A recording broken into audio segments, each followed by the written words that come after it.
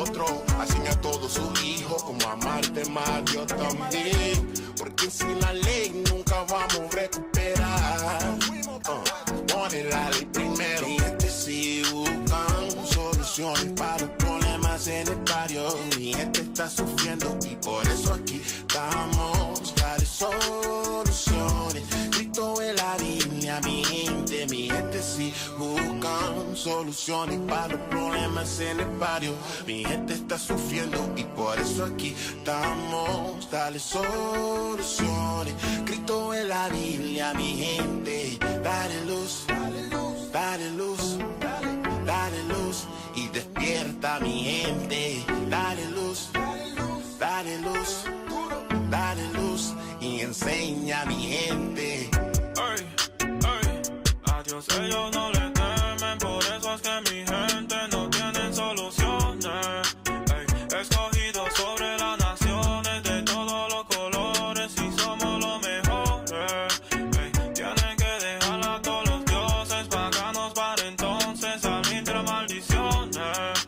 Ey, Cristo solo viene para las 12 y a otros no conoce. Mi gente sí buscan soluciones para los problemas en el barrio. Mi gente está sufriendo y por eso aquí estamos. Dale soluciones. Cristo en la Biblia, mi gente sí buscan soluciones para los problemas en el barrio. Mi gente está sufriendo y por eso aquí estamos. Dale soluciones. Cristo en la Biblia, mi gente. Dale luz, dale luz, dale luz, dale luz y despierta mi gente. Dale luz, dale luz, dale luz, dale luz y enseña a mi gente. Buscando soluciones, las mujeres con pantalones y los hombres sin acciones, actuando como menores, se convierten al cristianismo. Mentira de los pastores, robándole a mi gente y paga por bendiciones. Ninguna ayuda es religión, fumando hierba y bebiendo ron, y todo para borrar el dolor mientras ellos comen filet mignon. Isaí se traicionó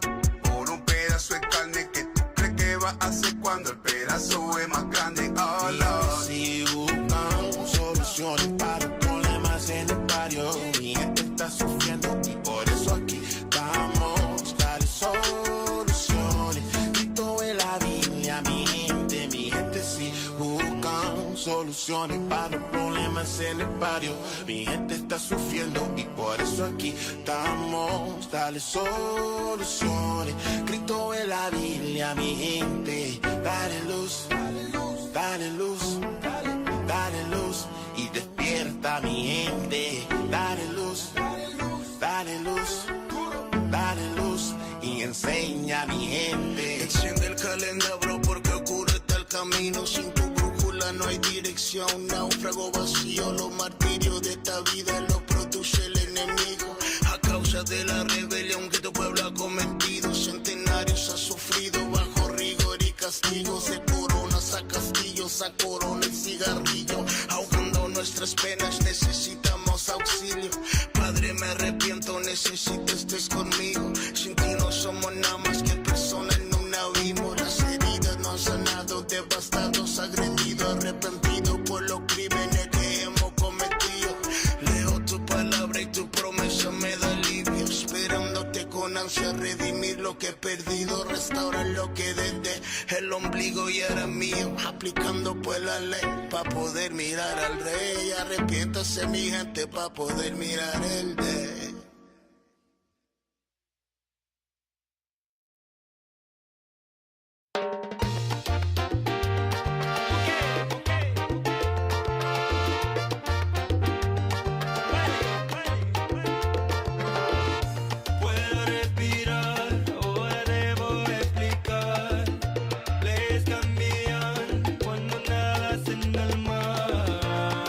El agua y estoy empapado, corazón lavado.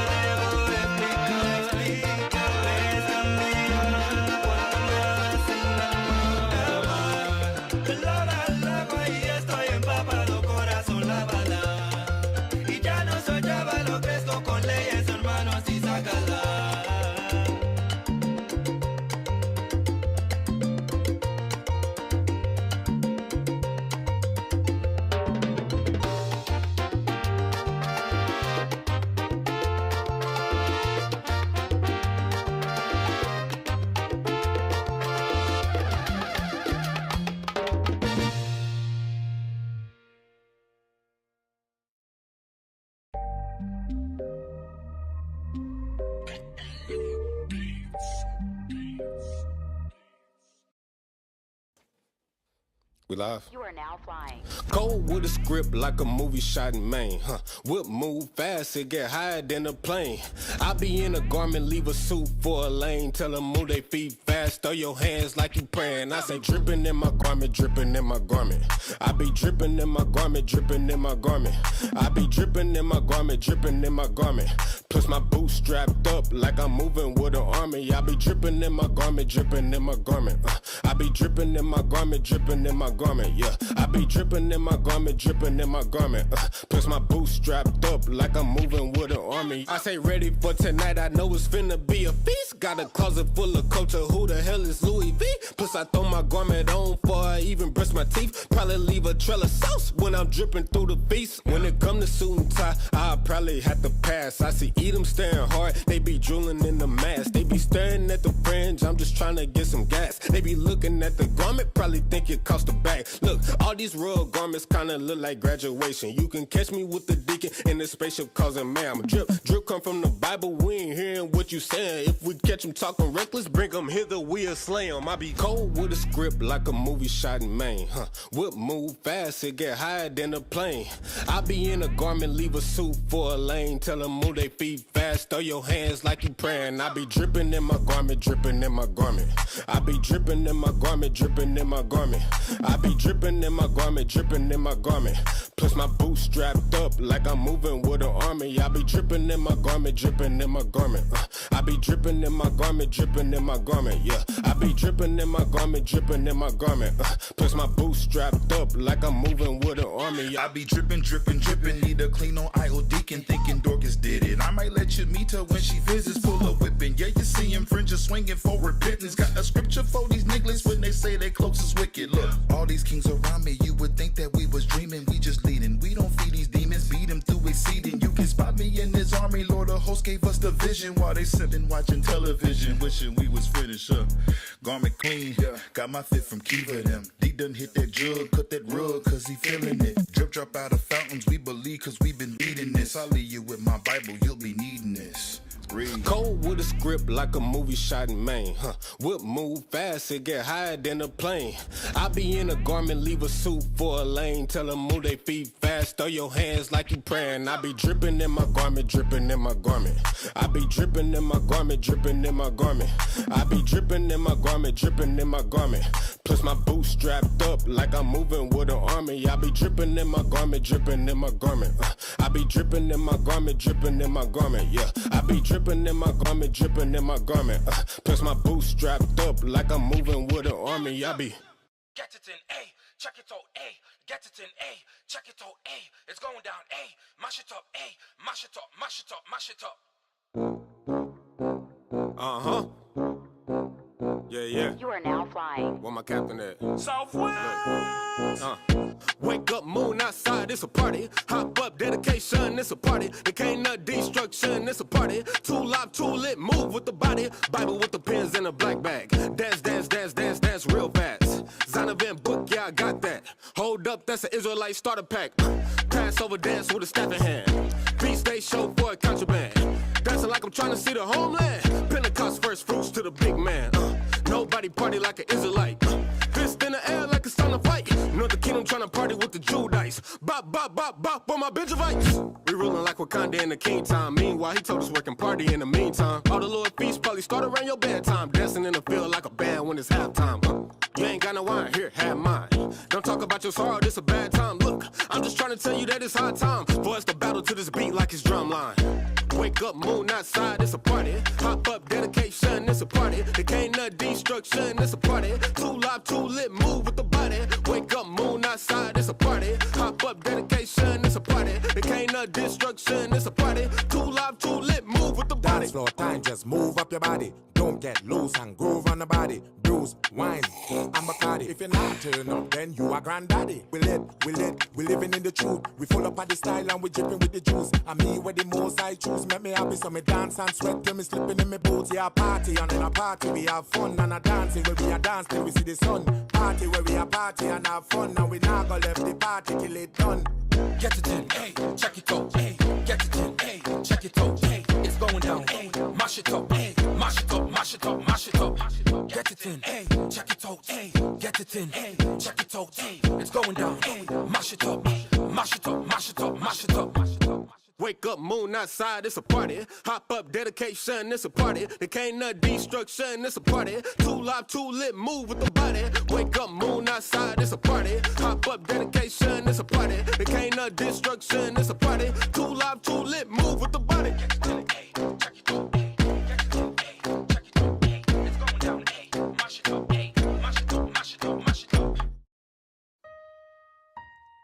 Hey, Zamar, man, you gotta hit up some of them Dallas OGs, bro. Some of them brothers that's actually been through something in this truth, you know what I'm saying? Brothers know why they here, you know what I'm saying, bro? We do this for the kingdom. 144 and he gon' lead them. Stay up in your sins and die with eat them. Your pastor don't want war cause we gon' beat him. Cause we gon' beat him. We do this for the kingdom. 144 and he gon' lead them. Stay up in your sins and die with eat them. Your pastor don't want war cause we gon' beat him. Cause we gon' beat him. We do this for the kingdom. Bring swaying in the wind. Slap you every time I spin. Repent or die up in your sins. But the saints we gon' win. Go to the hood and bring it out. We ain't scared of no sinners. Most high working with us. Most high working with us. Bring it out, bring it out, bring it out. Go to your hood and you know that we cry loud. Pastor hiding in the pulpit. Plus he teaching that cool shit. He don't know about the slave ships. He don't even wear fringes. He all about the blue Benjis. That's why he promotes sin and ties. My people came on them ships. My people took all them whips. My people trapped in a pen. My people all in they sin. My people need to repent. No, my people keep the new moon. Rocking they borders of blue. Precepts to cut you in two. They ask why we do it, we do it. We tell them that we do this for the kingdom. 144 and he gon' lead them. Stay up in your sins and die with eat them. Look, your pastor don't want work cause we gon' beat him. Your show is scheduled to start in 35 seconds. This a mess to the coon. It's time to clean out your temple. The law is a spiritual broom. Awake and come out of your tomb. That death state of mind, they got to consume. It's time to start living by keeping commandments. This is that path to the throne. Yeah, we the sons of the living God. We gon' rule with an iron rod. Ain't no love for the synagogue of Satan, cause he a fraud. Esau ain't no God. Matter of fact, he a caveman. Your show will go live in 5 seconds. 4, 3, 2, 1.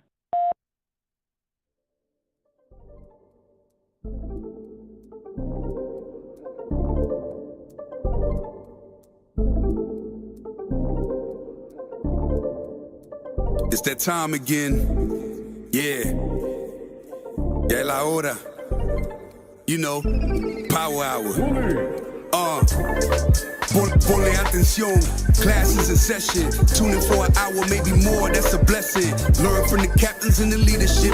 Flee from religion, cause them churches never teaching everything you learn for your benefit. Line upon line is a requisite. Never take a deficit, yeah. That mean you take a loss if you stray from the way. You get the understanding if you study every day. Apply what you learn and bless when you pray. There's one interpretation, man, it's say what it say. Ya viene el tiempo, entra para el templo. Aprende del maestro con talento. La Biblia es el centro, usando a Israel como instrumento. No te pierdas en doctrina como viento. Estudia y ora y aplica. Tiempo para Dios, ven, hace una cita. Escritura dinamita, morenos y hispanos israelitas. Oye cómo explica Israel unido en Cristo para la vida, nunca se divida. Tune in, it's the power hour. Learn your family history, don't be a coward. Yeah. Tune in, it's the power hour. I said learn your family history, don't be a coward. Yeah, history to learn. It's the power hour. The 11th hour. Tune in to your history. You know it ain't no mystery. Power hour. The 11th hour. You gon' learn your history. 11th hour. Power hour. Shalom, shalom. Welcome to the Power Hour Plus. I am Deacon Yashua. Officer Zara. Officer Tobias. Wow, that was so fast. I just went very. Hold on, I was trying to look something up. Shalom to the 12 tribes scattered abroad. Oh, praise. Greetings. Greetings. Hold on, let me pull this up. I want to see this. I'm trying to get this ready. Hey, so it is midweek. Welcome back to the Power Hour, y'all. Hey. It's the middle of the week. I feel like it's the middle. I was just thinking about it. I was like, good. I got in the car. I'm driving over here. I think it's like because the sun's going down earlier and stuff like that. So my body's like, your body starts to shift and stuff. Right. You know, so I was just kind of like, real nice, quiet drive. Yeah, it was pretty low key. You know, I'm against traffic. I think when I'm coming in, so it's not so bad. All praises for that.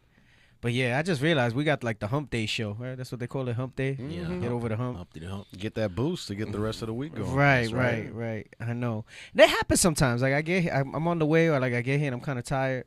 But then, like, you know, if the spirit's rolling right, I don't know. We got officers arrive. It depends if he talks or not. Shots. You got talk. I don't got Papito today. Officer Shy is not here. Oh, Come no. back. Jesus Christ. We love you, Christ. There we go. I see in the spirit. Oh, praise. We don't got Papito today, all right? Papito has some technical difficulties, so he couldn't make it to the show tonight. I said, damn. I said, all right. Because he be getting all excited and whatnot. Right. You know, like the way he talk. Oh, man, let me. He want to bring it out and stuff. And then I look at this guy, and he's just there like. It's all right. We trying to build him up. We trying about to be a him. meme now. we trying to build him up. And then Tobias, it depends. It depends if you bring it up. Hey, I'm gonna send you guys something that we can put up that I'll talk about in a moment. Hold on, let me put it in the chat. I wanted to put that up. Tenochtitlan. Yeah. So before we jump into the Tenochtitlan, all right. I want to bring this up because, all right. So, first off, let's pray for IUIC Puerto Rico. Looks like they got a hurricane that might be making landfall for them this weekend. I think Saturday afternoon is when they're projecting it. There was a opportunity. So going back to when we were talking about when we went to Puerto Rico, we had met with I always mess up his name. Let me pull it up. We had met with a gentleman over there, Ephraimite, named Professor Renal Rodriguez. Okay. And we, in that documentary for Puerto Rico, which I believe is on IUIC events, right? You can go back and look at that. I think they said it was published October 2017. I don't know. I had different people telling me. I know we were debating on the show. I wasn't here yet when we went. It was before I moved here, and I'm pretty sure that's pretty accurate. It was before I moved here. I think so. Still, I don't know. You were right, sir. I look back at it. Yeah, and it was a second trip that you made. I believe it was. Right, that was a second trip. Because then the hurricane hit, and I didn't go back because things were jacked up there for so long. We didn't go back for a while, and then when we went back, I went back last year. I think in May. It was supposed to be April, but it wound up being May, and I went in May last year. But anyway, we had met with this professor, Professor Renal, and he had a collection. So, long story short, he had a collection of stones that, and at the time, Captain Isaac had looked up, now Deacon Isaac, and we were basically able to reach out and make arrangements to meet with him. We went to his university, and we were able to sit down with him. And I believe he's a professor of archaeology. And we did an interview with him about the stones. And, you know, we had our estimation of what the stones represented, understanding the scriptures, right? And the scriptures speak about, you know, what we've been kind of going over the past few weeks, too, with showing how we came to this side of the earth. So these particular stones, and why it's so heavy in Puerto Rico, is that till this day that we know of, because almost everything over here you found some semblance of pyramids or structures, right? Right. And not that that's critical to knowing who it is. At the end of the day, it's the curses that identify who we are. But so this was a significant find in Puerto Rico because this was an archaeological find of some magnitude. Now, when we interviewed him, he was trying to get validation in academia about these stones, and they're the stones of they're called las piedras de Padre Nazario. All right, so these are the Nazario collection. All right.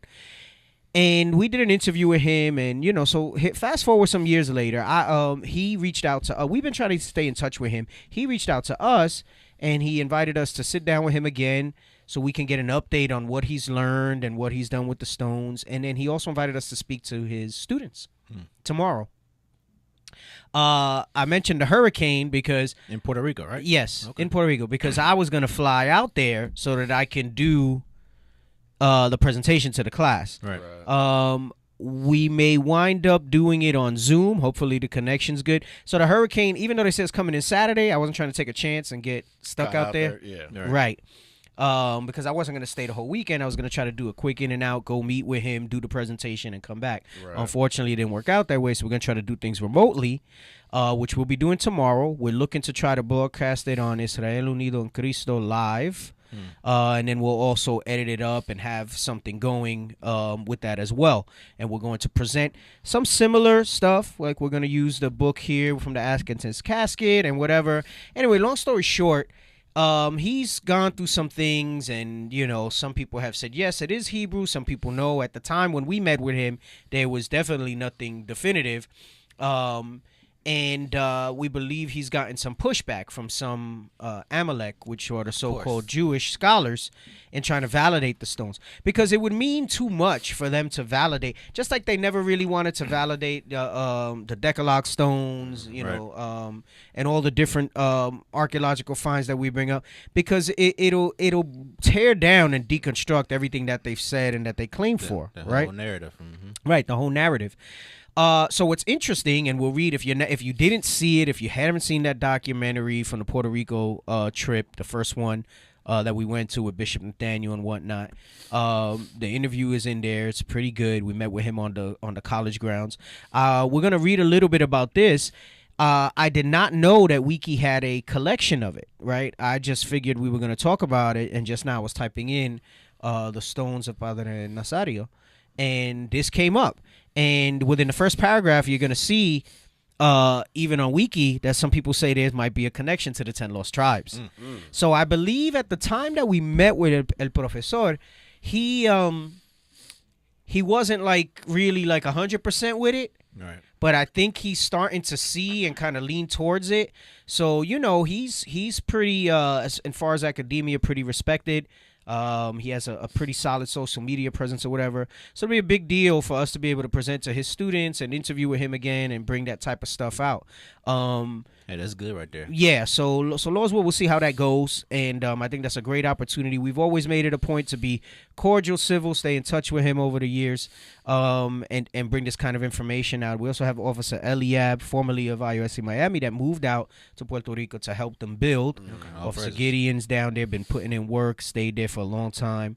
You got Soldier Raphael, who's been around a few years as well, and some of the other brothers there that are up and coming. So they're growing now slowly, but they're growing now.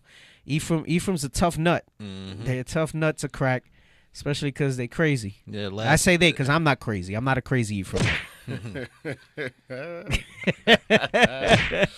Especially that last video I saw out of Puerto Rico, man. All that shooting. Ephraim's nuts. But that shootout, Ephraim's wild, man. Yeah. Ephraim's wild. But anyway, let's read this about the stones. So we're gonna go back. We're gonna show a video about Tenochtitlan. We were talking about that last week. We're gonna finish up some pages from American Holocaust, and we might not be done. I just haven't gone further into the book. I'm sure there's some good information in there. To kind of go into that a little bit. We'll probably go back to that book when we go more into how we went off and everything like that and the destruction. If we have time today, we'll go into the Aztecs. We'll talk about that a little bit. And if not, then Lord's will, life lasts. next week, which will be the last show because we'll have tabernacles. Right. I don't think we'll be able to broadcast in the wilderness. I gotta ask them though. I mean, everybody's gonna be in the wilderness anyway, so nobody might even watch. So, well, most of us will be in the wilderness. Let me put it that way. The ones in the spirit. We got the internet Israelites. Word, I heard some people just trying to roll up early, just getting canceled. Oh yeah. Oh yeah, who was that? trying to arrive almost a week early. Like, damn, let me be there. Like, nah, I'm here. Post up. Just never leave. Just Never don't leave. leave. Yeah. Just never leave. Anyway, so here we have the Nazario collection. All right, so go ahead and read that for me. All right. Nazario collection. The Nazario collection, Spanish, Colección Nazario, also known as Aguabaña's Library, Spanish, Biblioteca de Aguabaña. Father Nazario's Rocks. Did I butcher? That's Aguabañas. Aguabañas. Aguabañas Library. Close. Biblioteca de Aguabaña. Aguabaña. Go ahead. Father Nazario's Rocks. Hey, and look, when you put up Padre Nazario, there should be images of the piedras. If you can look those up, those were the stones that we found. Real quick before he keeps reading, I don't know if the wiki has pictures of the stones. I don't think they do. And we're not gonna read this whole thing. Okay, no, scroll up. Scroll up. No, you're scrolling down. Sorry. The 1, 2, 3, the fourth one over. On the top row? No, that's fifth. Yep. You could use those. That's a good one. Blow that up. So this is some of the stones here, all right? And he had more. He had smaller ones, like in little boxes. He had the bigger ones. We got to like hold them and check them out and stuff like that. Right? So these are the stones, the piedras del Padre Nazario, all right? That has different types of writing. And, here's the interesting thing. They'll call it Paleo or Ancient Hebrew. And this is the frustration, and this is in one of all things. Outside of biblical knowledge now, as waters are rising spiritually, right? Tents of Judah were risen, and more of the tribes are waking up. Even in understanding, we had to go to our slave masters. Right. So when you look at this and these things with the rock, like even the stuff that they say, like basically you got to wait for them to validate and say that it is or it isn't, right? That's the status quo. That's what we have to deal with nowadays. So it's a little frustrating when you say that because they'll say, oh, well, no, it's not, or they're, and who's really going to know? They're the authority, right? Because they've made themselves the authority. So whatever they want to say, is theirs, they'll say it. And just like Esau, such a Esau thing to do, right? They've just always taken whatever somebody else is and claim it for their own. So historically it teaches you that. So those are the rocks. So let's go back to it, right? And go ahead and read that. Father Nazario's Rocks, Spanish, Piedras del Padre Nazario, and Phoenician Rocks, Spanish, Piedras Phoenicias. Right. So remember, we went over recently on the show, and this is what's so significant about these rocks is that they've also been called the Phoenician rocks, right? But we know the Phoenicians were ancient Israelites, right? Come on. Are a cache of carved stones that originated at Guayanilla, Puerto Rico. According to contemporary accounts, the statuettes made of local serpentine rocks were first discovered by Catholic priest Jose Maria Nazario y Consal during the 19th century. Right, so that's during the 1800s, all right? Remember, when you talk about centuries, it's if it says 19, then that means the 1800s. If it says 18, that means the 1700s, all right? Come on. And feature unidentified petroglyphs. Right, so petroglyphs is just writings that they have not identified, right? Come on. Petroglyphs that have been speculated to be connected to the old world for over 130 years. Okay. Their original site was not far from Yaco and was underground, where it was hidden under a slate that concealed a tunnel. Overwhelmed with the quantity and difficulty of transporting a trove that totaled more than a ton. Meaning there was, remember I just said that up until the stones, there haven't been a lot of archaeological things that they found in Puerto Rico, right? A lot of other places, Central South and what's known as Central South America. There's pyramids, there's things like that. They said that there was so much of these petroglyphs and these stones down there that it was total more than a ton, right? Come on. He opted to abandon his individual approach and recruited locals to aid in the moving of the rocks to his house. Which means some of them probably got lost, damaged, whatever, meaning there was more in there. Okay, come on. Where he conducted the first research on them by comparing them to similar objects from other countries. Nazario would combine his research with his religious background, leading to the hypothesis that there might be some connection between them and the 10 lost tribes. Right. So there's this aura, all right, or for depending on if you're heathen or not, or stigma, that these stones have some connection to the 10 lost tribes.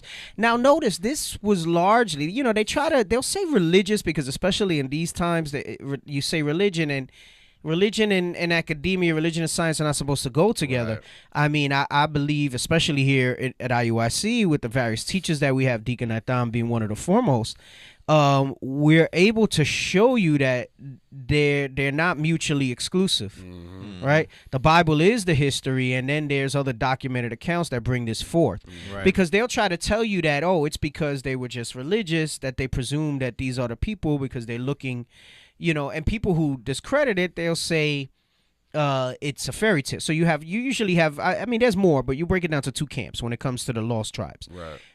They'll tell you the Bible's not real and it's a fairy tale. That's a made up people. So when you make that connection, it's BS.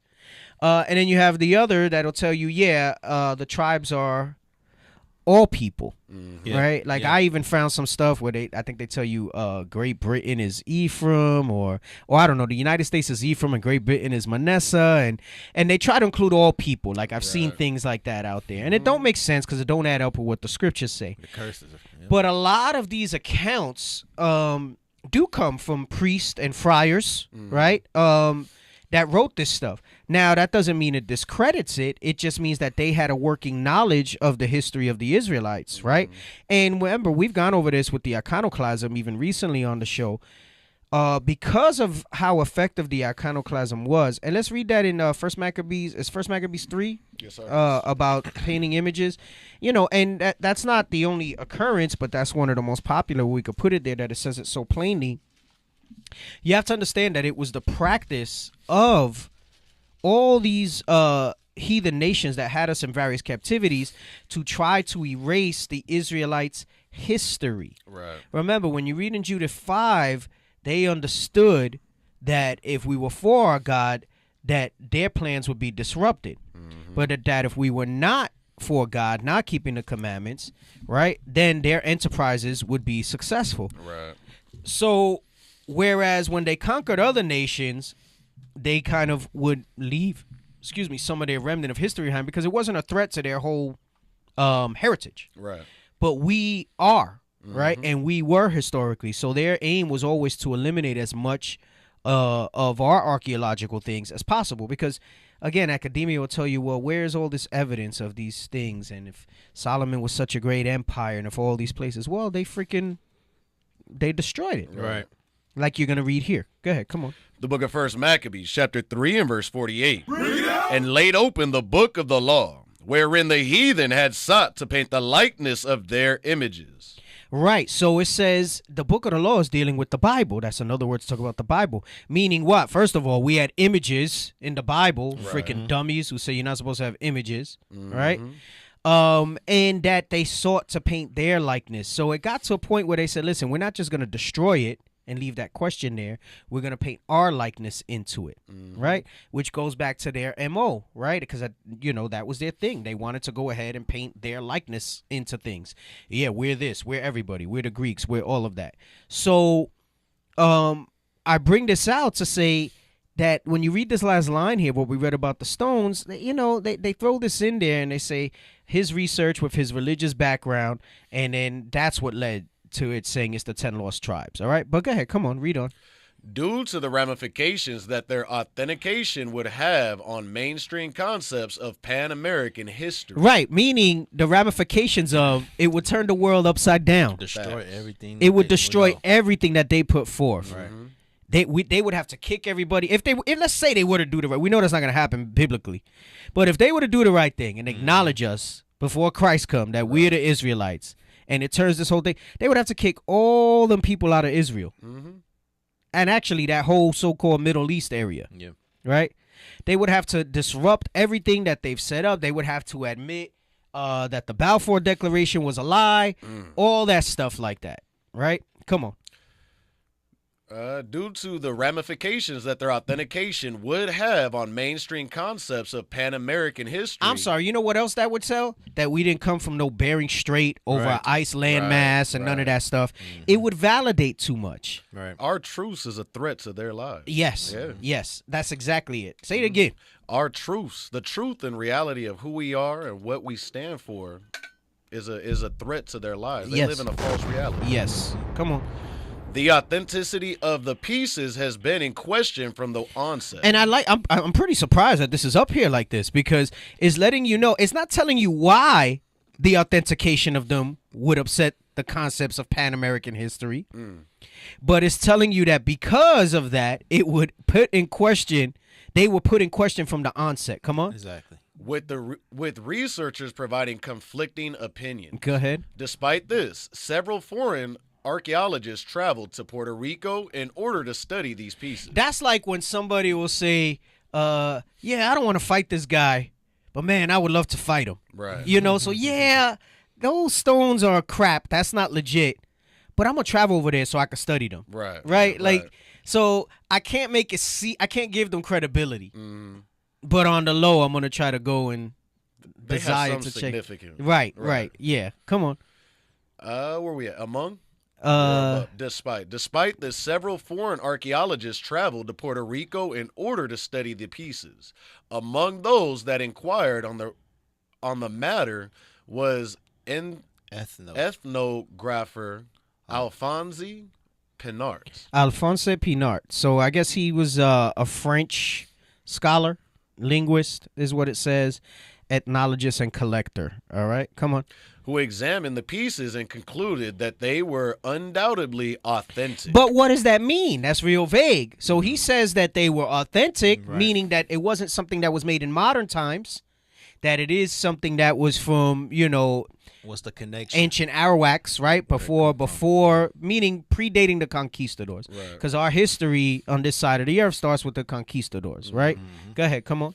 Undoubtedly authentic. The explorer also expressed concern that some people could try to falsify pieces to receive gifts in exchange from them. Locally, historians took an interest in the matter, while archaeologists did not study them for decades. Right. So here, now historians are somewhat different than remember, archaeologists deal with the actual physicality of them.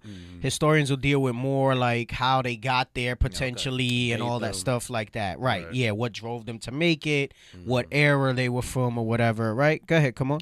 After the death of Nazario, most pieces were kept at the Institute of Puerto Rican Culture, ICP, with others being kept by the UPR and foreign institutions in New York. Remember how we were watching was it the Father Crespi stuff? Yes. There was something that no, it was Glenn Beck that he was saying the stuff is in the Smithsonian in the basement. Yeah, in the basement. In the basement, right? So when you read these other places, it basically they're like bury that. Bury that. Come on. During the 1980s, the collection attracted historian Aurelio Theo, who tried to recruit a variety of institutions to the cause of studying the pieces. During the 2010s, the study of pieces was led by archaeologist Reniel Rodriguez Ramos of the University of Puerto Rico at Utuado, in collaboration with experts from Universidad del Turabo, the University of Miami and University of Haifa. Haifa, so that's in Israel, right? So meaning they try to go and they try to get notice how they tell you why vaguely why because of Nazario's religious thing. That's the hypotheses, and then all of a sudden they just see. But I'll tell you what. The information and the thing is, if you weren't in this truth and you're not awake, you won't realize the subtleties of how they put this stuff in your face. You don't know what to look for. Right, you don't know what to look for. Why? Wait, what are you saying? Just the fact that they wanted to study in on this means that they know that Ish. Right. They know it. Right. So they try to get in on it so that they can put their thing in and say, no, it's not. Exactly. No, it's not. Because it'll change. What was the word they use? The ramifications would have on the mainstream concepts of Pan American history. It's the same thing they did with Nick Cannon. Before anything comes out, they have to try to discredit it before it gets any substantial influence. Right, But a university from Israel is letting you know right there where this could originate from. Right. The language on those stones. Right. So the fact that they were there is letting you know that they were already thinking that it was Hebrew. Right. Why the hell you got the University of Haifa in there, bro? Why? Because you're saying, hey, it might be that, right? Right. Go ahead. Come on. Radiocarbon dating of suits impregnated in the glyphs supported an ancient origin. So they have their radiocarbon dating, and whatever. Right. You know, I loathe to give that any credibility, but they're gonna give some dates now that would line up with what we've been saying, right? So go ahead, come on. With a date range of 900 BC to 900 AD, which covers the time from 533 BC, approximately, when we would have left. All right. Israel, all right, that side of the world, right, under the Persian Median rule, right, and made our journey here, right, because he says anywhere from 900 BC up to 900 AD. Right. Remember the book, the Agassiz Casket said 1,000 years. We estimated it was 2,000 years from when we got here before Columbus came and the conquistadors destroyed everything, right? So, they're saying that, giving it that archaeological perspective. So the historians said, oh, this is legit. And then now, in these times, with whatever that's worth, they're saying, yeah, these things are ancient. This is not a hoax. Right? Come on. Geological studies concluded that the petroglyphs were carved in Puerto Rico and that the serpentine rocks were local. So the origin of the rocks is from there, and that the carving was done there, meaning that the people that lived there had to have that knowledge, an understanding. This is where it gets funky, and they don't want to admit that it's Hebrew writing. Right? Come on. Preliminary results using high-power microscopes found that the technique used was unlike any those of the local native groups, while another from a use-where laboratory concludes that stone tools were used. Right, so this goes back to, again, what we read in the Antiquities of America excerpt in Atkinson's Casket, where it says that this was an industrious, scientific people. Remember, he said there was many things that were found, and we're going to read that verse again just to kind of remind, before we go into Tenochtitlan or whatever, we'll read that excerpt again so that we can put that into your remembrance of what it's saying there. So what they're saying is that it doesn't remind them of any native groups, meaning in the modern time. Right.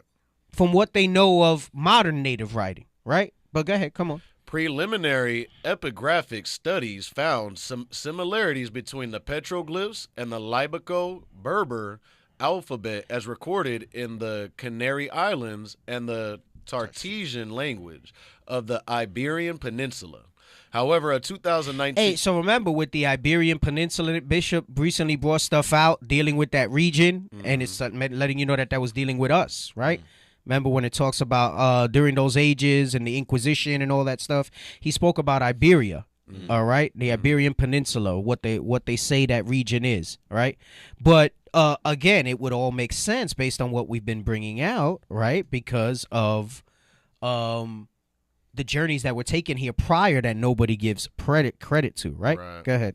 However, a 2019 study found fundamental technical differences between the language in the collection and those of the Middle East, while the arrangement of the glyphs hold no known parallel, leading to the possibility that they may have been created by a lost civilization. Bruh. Man, I wonder who lost. Oh, yeah, right.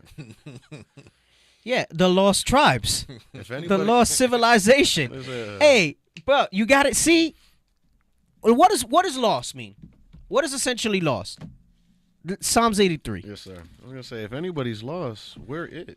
Yeah. What is essentially lost? It's another way to say hidden. 83 and you let want me verse see 4? where I want us to get. Hold on. Let me see. Yeah, we don't need to. For verse 4. No. Start at 2. The book of Psalms, chapter 83 and verse 2.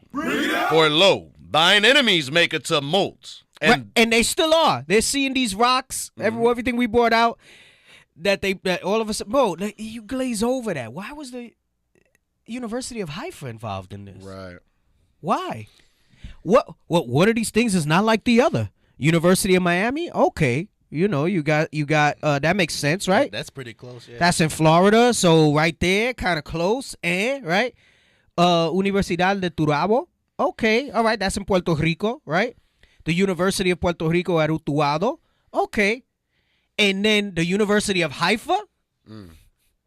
It don't, one of these things is not like the other. So when they say lost civilization, right? Read this so that your enemies make a tumult. Come on. The book of Psalms, chapter 83, verse 2. For lo, thine enemies make a tumult, and they that hate thee have lifted up their head. What? Meaning they said, hey, we're going to basically get ourselves together and come together in one consent and do this. Come on.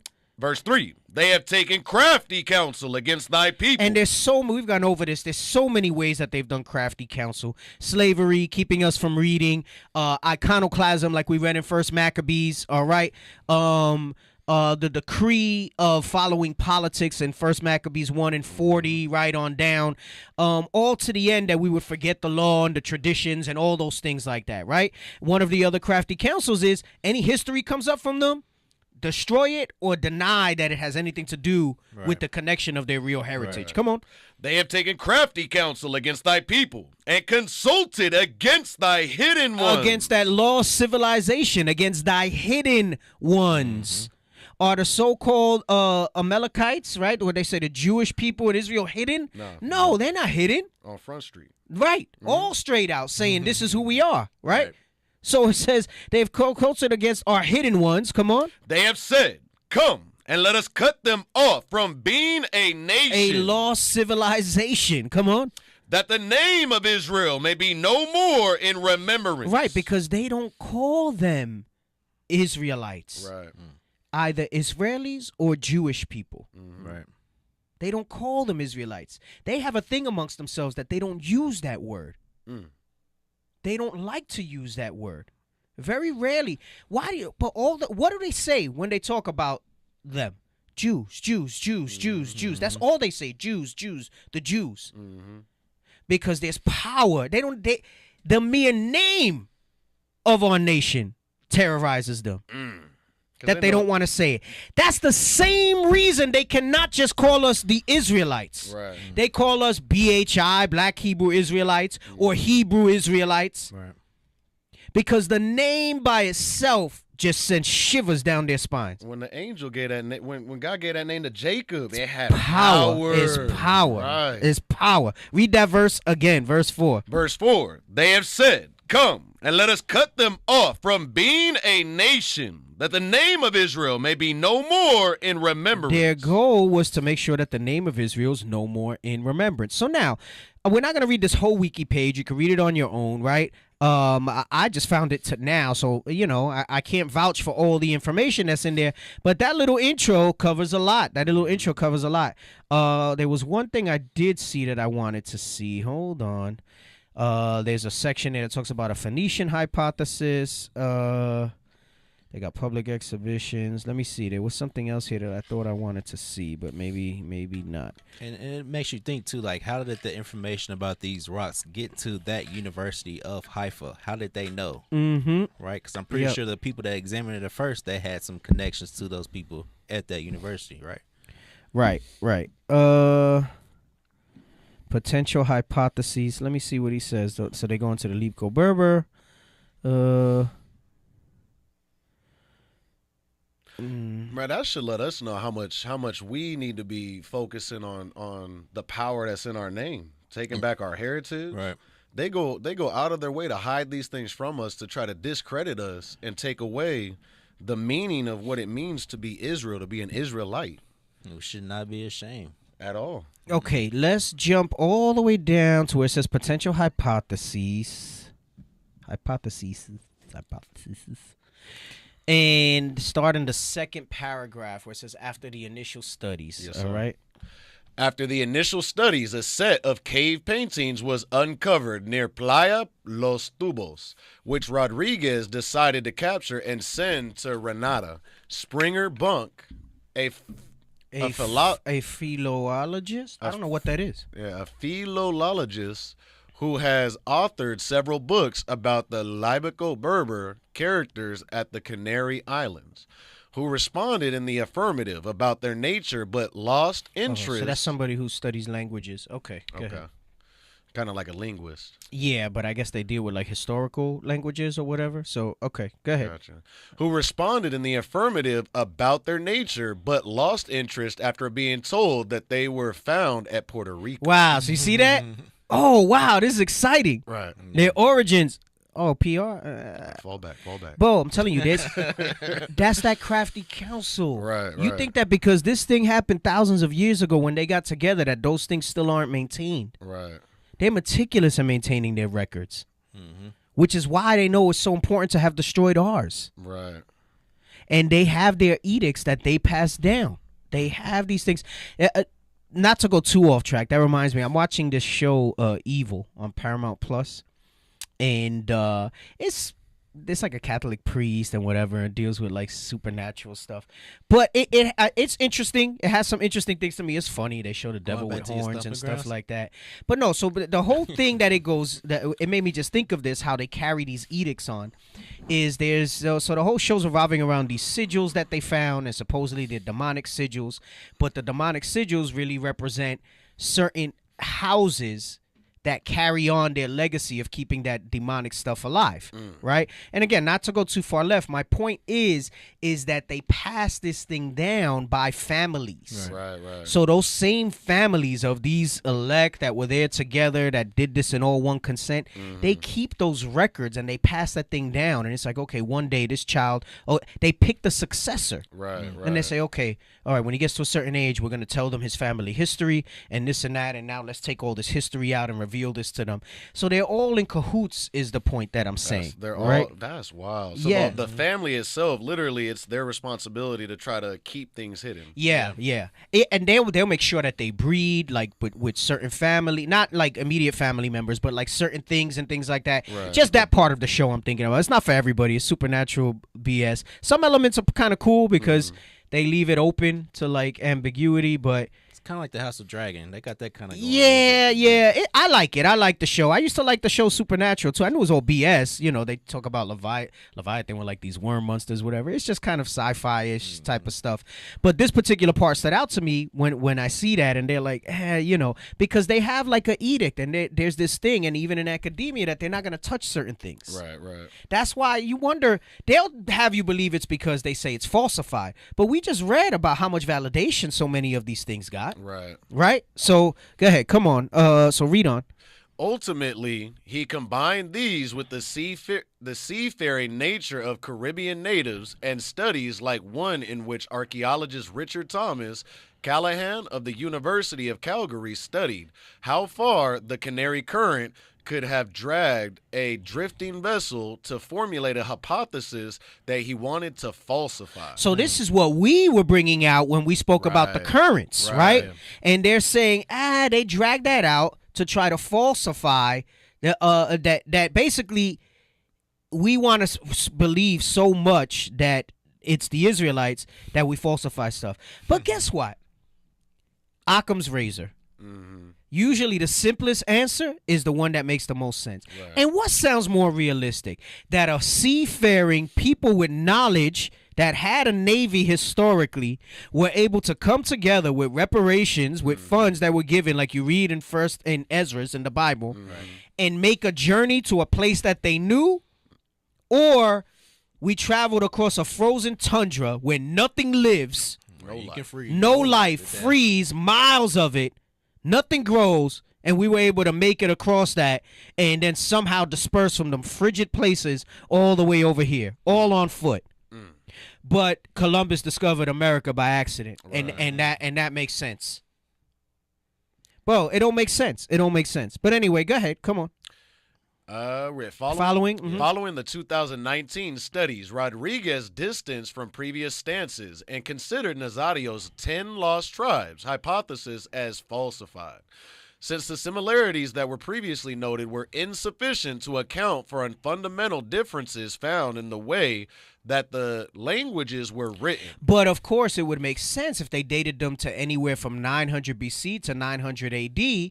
You're talking about anywhere from 400 to over close to 1,000 years. More than 1,000 years, right? Because 5, that's 15. Yeah, you're talking about 1,400 years of potentially starting to lose the language, right? And it becomes a variation of it rather than the actual, right? Like slang, like. I'll give you an example.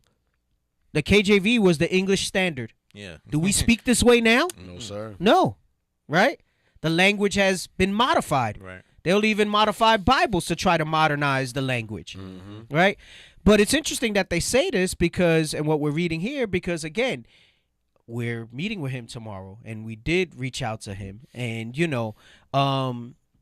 now, while we don't have any type of degrees in any of these things, I think he can at least acknowledge, and I think in his frustration in dealing with academia, he can at least acknowledge and know that, like, hey, these guys, at the very least, they research. They have a level of understanding where they research. Right?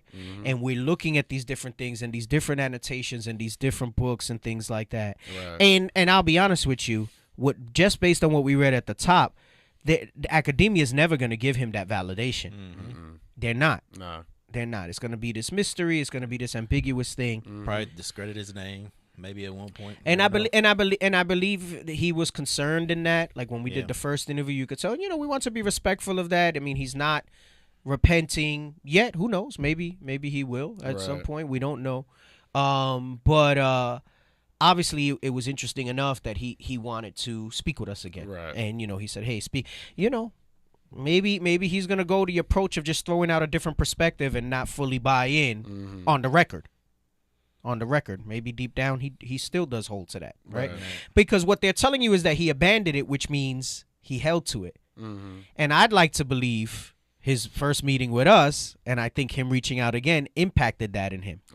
Because we met with him prior to, and he didn't seem that married to the Lost Tribes thing, but I think it sparked something in him, and it made him say, hey, and like I said, we've tried to stay in touch over the years and he's been on this quest to try to get them validated. So, I believe he's maybe reached a little bit of a dead end in academia, and so now he's kind of, he's seeking truth, though. He is. So I mean, you can't he comes. But that's the thing. I think especially when that's your whole life and you've dedicated your life to academia and education, it's hard to embrace. You don't want to be discredited, right? And not just that. What I mean is, it's hard to sit there and say, and acknowledge that, hey, some of these guys might be full of shit. Right. You've dedicated your whole life to that, and now until you get stonewalled. Now you say that it's kind of like people who come out of Christianity that can't come out when you bring this, and they'll say the most darndest things that make no sense and hold to an ideology. You've seen it as we speak to some of these pastors, and you wonder how they can do that. A lot of that might not be that they wholeheartedly believe it. It's just that it defines who they are, and to turn away from that, it basically is like removing your identity. That's a hard thing for people to do. That's a hard thing. That's that cognitive dissonance. Yeah. Right. Go ahead. So finish reading that. 2019, following 2019 studies. Where's that at? Right there. Right at the top. Following the 2019 studies, Rodriguez distanced from previous stances and considered Nazario's 10 lost tribes hypothesis as falsified, since the similarities that were previously noted were insufficient to account for the fundamental differences found in the way that languages were written. Right, but that's easily explained when you read how remember, we were all in different captivities, the different languages we knew and understood, and how we came over here during that time period. Again, now you have a melding of certain writing and speaking. Gosh, there's scriptures that talk about them speaking in strange tongues and the tongues of the when we married these other nations, and we spoke in their tongues and things like that. Letting you know that we tend to kind of assimilate those things, right? Go ahead. Your own language, supporting Rolston's conclusions. However, he noted that the way they were kept under the custody of a select group was rare, seen in cases such as the Dead Sea Scrolls, and was quoted as saying that the hands that made these are different from the hands that made other artifacts in Puerto Rico. So he's talking about the ones that academia will accept, the ones that are just no connection to Israel. Come on. Rodriguez did not completely dismiss the possibility of intercontinental travel, stating that these stones could potentially be the first robust evidence to begin having a discussion about the possibility of pre-nautus, because nautical, right? Meaning dealing with nautical, with naval things. Pre-nautus, pre-Columbian mariners. Which is what we've been going over the past few weeks. Right. Who were those pre-Columbian mariners? Solomon. And us. Right. During the time of Second Ezra's. Come on. And that they question the meta-narrative that Columbus brought writing and his history with him. Because that's the thing that they ultimately want to maintain, that we were savages. And now when we go back and we read this excerpt before we go back to the Tenochtitlan thing, you're going to see it says that we weren't, that we were scientific, that I keep saying were. We are. We're scientific. We're industrious. Yes, sir. We're an advanced people. Come on. Effectively pushing the definition of Puerto Rico history back thousands of years. In regards to other hypotheses, he is skeptical of Fell's conclusion and notes that some of the words that the zoologist translated as phonetic Quechan? I don't. That's not a Spanish word, so I don't know. Quechan, such as yucca, ungi, chayote, and papaya, are in fact Arawak in origin. Right. So basically, they're gonna meet with him tomorrow. I mean, I really would have loved to be out there to like kind of have the discussion with them about some of this stuff. Face-to-face. But who knows? Maybe the doors are open. We can discuss it some more. And obviously, he has. Again, this is his life, so he has some background and access to some research, and especially dealing with what they call the hypothesis of the 10 lost tribes. I think it kind of gives us, maybe a doorway into getting some more, again, historical information. Not that it's necessary, but sometimes that's just kind of the appetizer that whets our people's appetite to say, let me take a second look at the Bible now. Right. When you bring this type of history and stuff out, right? Mm-hmm. I mean. Those of us who I didn't need any books for me to believe this. Right. But that doesn't mean that others might not need that spark in order for them to, contrary-wise, the scripture tells you, making many books, there is no end. Right. And you see that in this search for trying to, all these different academics and everything, there's no end. Right. Because it's designed that way. To keep you, like, trapped trying to figure this thing out. Right. The only definitive, the only constant would be the Bible in that regard. So, y'all can read this on your own time. Go ahead. I was going to say that the Arawak are just indigenous. Yeah, indigenous. Right. I can't say okay, Arawak is essentially, you had Arawaks and Caribs is what they say, historically. Caribbeans. The Caribs, right, would have been like, in theory, like Benji and Levi. Right. All right. And Arawaks would have been like Manasseh, Ephraim, and Simeon. Right. So basically, what you would consider Latino Caribbean is Arawaks. Okay.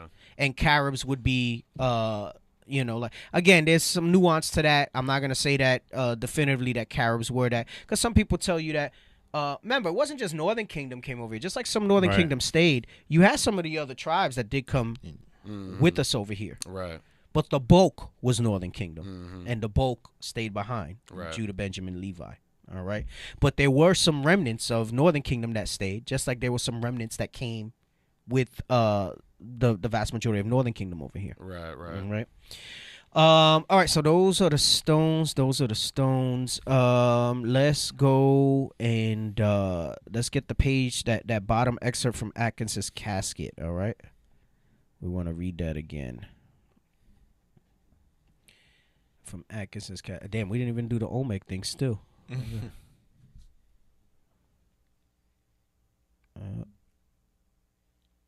the pictures from the book. Yeah, from the book. No, not that one. The other one. The Yeah, I'll excerpts. probably go back to the Telegram. Tenochtitlan. We trying to get to Tenochtitlan. Yeah, that book. That book. We're gonna read that last part again. With it, remember, because they spoke about that it was stone and everything, right?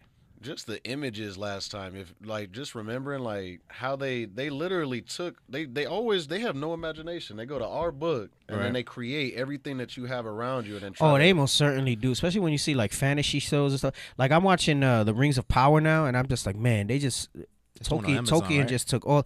It's fire too, by the way. I don't know if you into that genre of stuff. The Rings of Power. Okay. So it's like a prequel to the Lord of the Rings. Fire, so good, so good.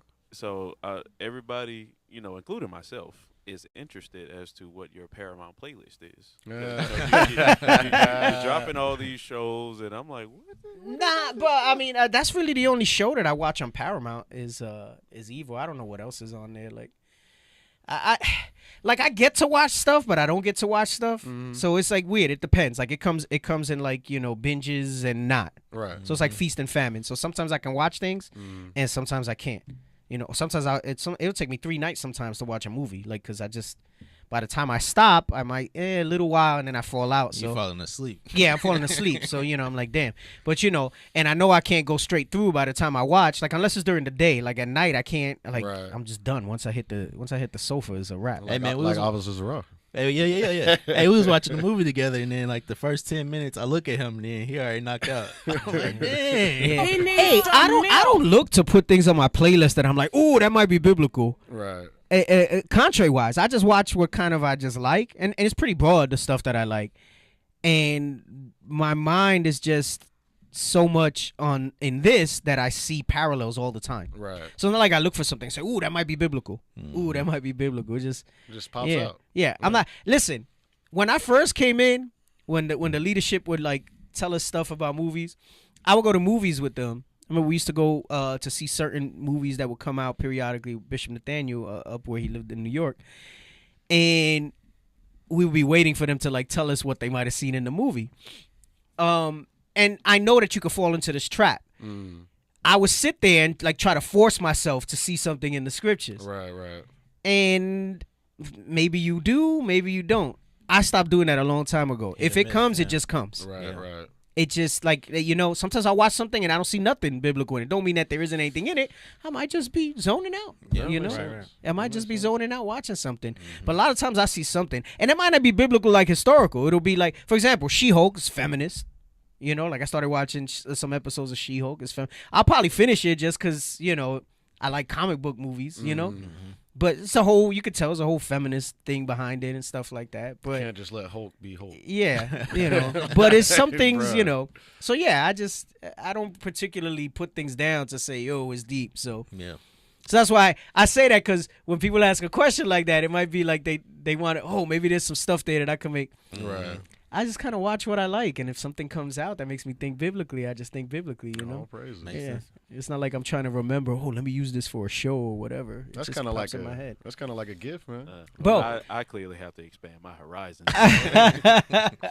I don't know. I've just always had a broad horizon in the things that I like to watch, Hey, I got a lot of documentaries in my list, but those really make me fall asleep if I'm not awake. So I gotta be like super alert to watch that stuff. But I don't know, a big sci-fi, fantasy, epic type of thing. So I watched that. So Rings of Power, pretty flame. Going back, they straight from the Bible though. That's straight wild. from the Bible. The way they come up with that stuff,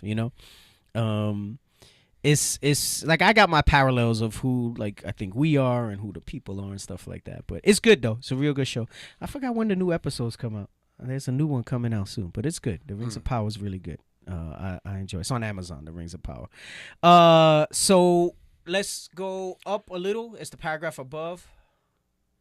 Yeah, we haven't even got to the Mexico part, but let's see how far we get finishing up this. We read the paragraph. As American, no, but I want to again just kind of in. bring it back Right, because right. remember we were just reading with the Stones about the writing and this, that, and the other, and remember we just read that for some people that means no, it's not of Arawak origin, Right. But for others this brings it out. Remember, it said that we were pre-Nautis, pre-Columbus mariner people that came here, right?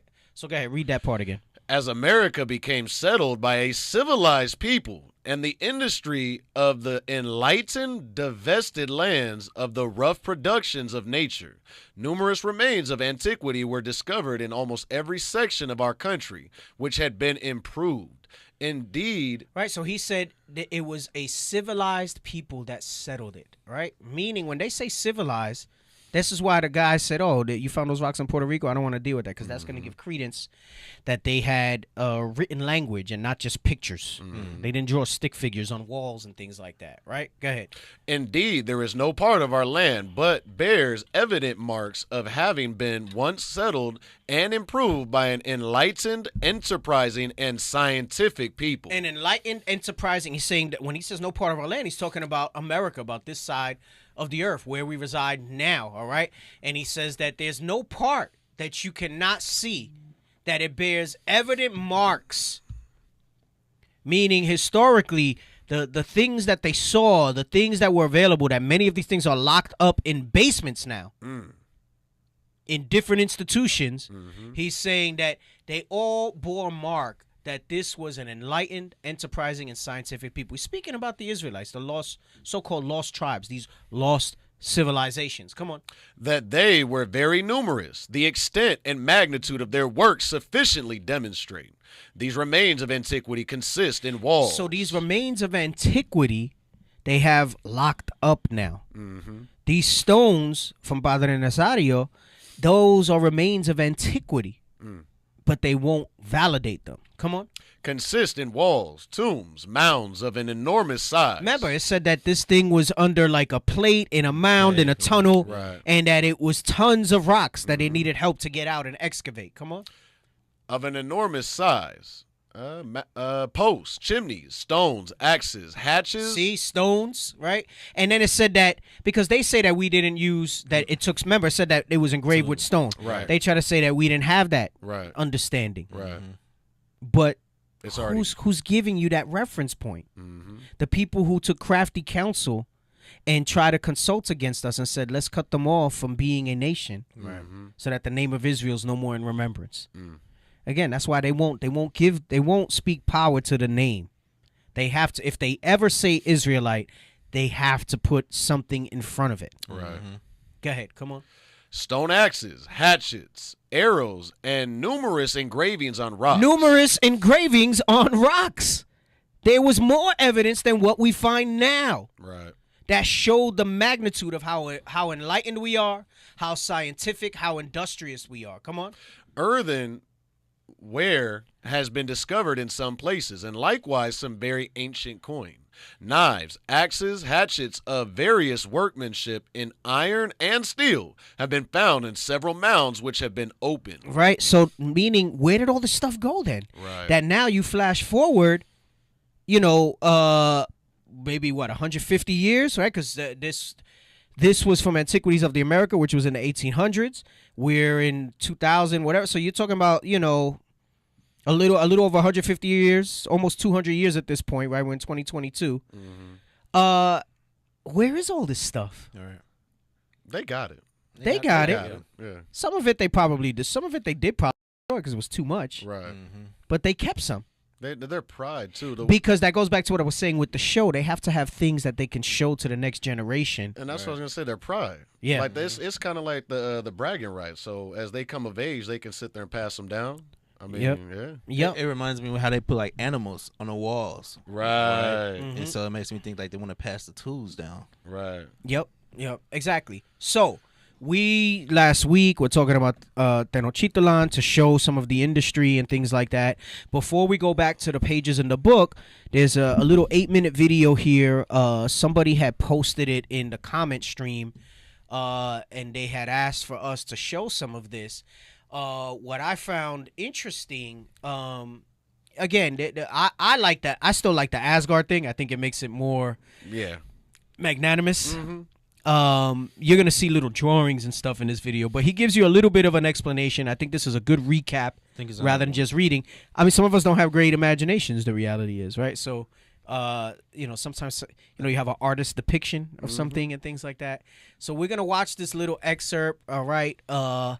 They called it the Venice of Mesoamerica, Aztec history. And let's go ahead and play this, and we'll sit here and watch this.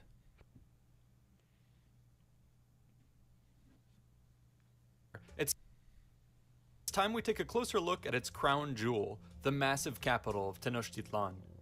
This marvel of Mesoamerican urban development is woefully underappreciated, and it will be my goal today to get you acquainted with its amazing story and layout.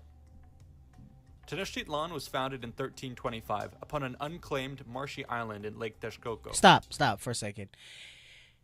But you see how even this has bones in it, all right? I'm just showing it because it gives a reference. He has some good information. Look at how they have us dressed. Right. We were not walking around like that. And then the other thing I was noticing too. But when you look at the artifacts and you see the engravings of how we looked, none of them are like that. Right. Unless it's pictures of us when we were like in bondage. That's how we were when we were in bondage, because their perverted asses wanted us like that. Right. Because they admired our bodies, our physique. And I don't know if you've seen the series Spartacus. They were and that's I'm not saying all them slaves were, but the vast majority of them slaves was us. Right. They talk about Carthaginians, Thracians. Deacon Aitan's gone over this at length on his show. The vast majority of those peoples and those slaves in captivity were us. Right. And they were lewd and nasty, evil concupiscence with us, all types of stuff like that. Like, basically, you weren't just a gladiator, you were their sex slave. So it was, when they put us in captivity is how they dressed us like that, because it was easy access to get to our parts and things like that. That's the reality of it. Their lewdness wanted to see us dressed like that and walking around like that. We weren't like that. When you look at any type of engravings that you find and things like that, we're robed in apparel. Right? I don't know how they could show you something like this and we buy that. And then you go to the museum and they'll show us with robes and colorful garments and things like that. So it's like, which one is it? Hey, D, So in the book you brought out, go ahead. It showed, in that book that we brought out, it showed like how we were dressed in color. Right. Color, fine clothes. Right. Yeah, and that's the other thing. There's no colors either. Right. It said that we were dressed in a lot of colors. It said our array. Right. But then they'll put a depiction like this, and it's always like some white rags and some tethered shit that we have, part of my language, that we have around our waist and stuff like that. Like we walked around asses out. With freaking prison. What the hell is this? And I was gonna say they said that they found an island. Didn't it say in the book that we built that island? Yes. So we didn't just find an island. We literally constructed this. The book said that there was like a muddy bank, and over a process of time, we kind of built it up. Funneled water, all of that. Yeah, we built it from scratch. They're trying to lessen what was reality of what we put into it. Right. So I just wanted to point that out because they'll show you that. And that's why I say there's some bones in some of this stuff. Some of them can't help themselves. They want to talk about it, but they can't talk about it in its full capacity. And some low-level people don't know, but some of those high-level people, there's some stuff in there. And if they didn't know, I guarantee you once the higher-ups find out, that's when they have the meeting and they're like, yeah, you're not going to go study that. Right. Fall back. Oh, why not? We'll cut your funding. Okay, no more questions. Right? Come on. According to legend, the very spot was marked by the god Huitzilopochtli, who had told the Mexica tribe to seek out an eagle perched on a prickly cactus. A second city was also founded 13 years later by a group of dissident Mexica who set up camp on a twin island just a few hundred meters to the north. This second location would become known as Tlatelolco. At first, both settlements were quite unremarkable, as there were meager building supplies in the area and people had to survive off the local flora and fauna of the lake. However, due to their position, they could exploit waterborne travel to grow as raiders and traders. Over the decades, the two population centers were able to expand thanks to extensive drainage and construction projects, such as the famed Chinampas. Due to their close proximity, though, the two groups were quite closely intertwined and often worked, traded, and fought together. During the uprising of 1426, both Tenochtitlan and Tlatelolco would lock arms to take on the city of Azcapotzalco, along with their other two allies in the Triple Alliance. During the following years of the Aztec Empire, both cities will get their share of tribute, plunder, and economic activity that would cause them to expand rapidly. While growth would see their cityscapes merge, the two did seek to preserve their own identity. A quick comparison would reveal that Tenochtitlan had the greater area and population, though Tlatelolco had by far the largest market and main temple. Another further distinction would be their individual rulers, as both cities maintain separate governments. Hey, and let me tell you something. I don't fully buy the whole thing that we were always warring with each other. Right. And we know that that's, you know, you read that like in Judges and historically how we wound up having beef with the split in Northern Kingdom and Southern Kingdom. But I don't fully buy that we were always fighting with each other. Right. Like that don't make sense to me, especially to be in that close proximity. Like to me, that's BS. Come on. Here are both of their royal lineages side by side. You'll note that the Tlatelolco line ends in 1473. This is due to the fact that a family quarrel between rulers escalated into open conflict and saw Tenochtitlan emerge victorious and assert its dominance over Tlatelolco. Thus, from then on, the two cities would formally be joined up until their conquest in 1521 by the Spanish and their allies. Stop. Look at that picture, bro. It's talking about the conquest. Look at how they just came. Notice they first came when you read in the book, and they were talking about how great and impressed they were. Right. And then their mind immediately went to conquest. They were surveying the land. They were laying things out. Look at how they came in there with their horses and everything else, their armor, to just trot us down. Right. Right? Go ahead. 1521 by the Spanish and their allies. Let's now turn to the details of the cityscape itself. This can be a bit overwhelming, so let's first begin by looking at things from a macro level before zooming in to deal with the specifics. To put things simply, the city was located on an island on the western edge of Lake Texcoco and was connected to the mainland by 5 great causeways. I thought it was 3. It covered 13 square kilometers and was laid out in a dense grid of canals, roads, and buildings. I think it said it was 3 main ones, and then they had some smaller ones. So, Gotcha. Like I said, there's different. There's some information varies a little bit, but I mean, you still see the grid and how it was set up and all of that. So, right. I think that's pretty impressive how that stuff was set up. Go ahead. Man, look at a smaller map in the upper right. Look at how big that causeway was. Right. How that's the main one from Asgard that comes in from the Bifrost. That's the one. Go ahead, come on. The city was divided into 4 quarters known as campan. These were then further subdivided into 15 or so districts known as calpoli. Each of these districts held commoner families led by a set of nobles with their own marketplace, temple, and school. With this framework No, but in we were mind, savages when we came over. We didn't have structure and organization like that, is what they try to tell you. Come on. let's now begin filling in the details of the city. We can begin with the most important ceremonial center of Tenochtitlan, the Sacred Precinct. This walled area encapsulated a wide plaza holding about a dozen important structures. Dominating the center was the 60-meter-tall twin-peaked Great Temple, with a blue shrine dedicated to Tlaloc and a red shrine dedicated to Huitzilopochtli. In front of it lay the round temple pyramid of Quetzalcoatl. A variety of other temples, a ball court, and even a school so you for see the different drawings they have. Like, there's different artist representations of what they read. Right. And they try to put it out there. I find it interesting. If you ever look some drawings of supposedly ancient Israel and the temple court and all that, very similar.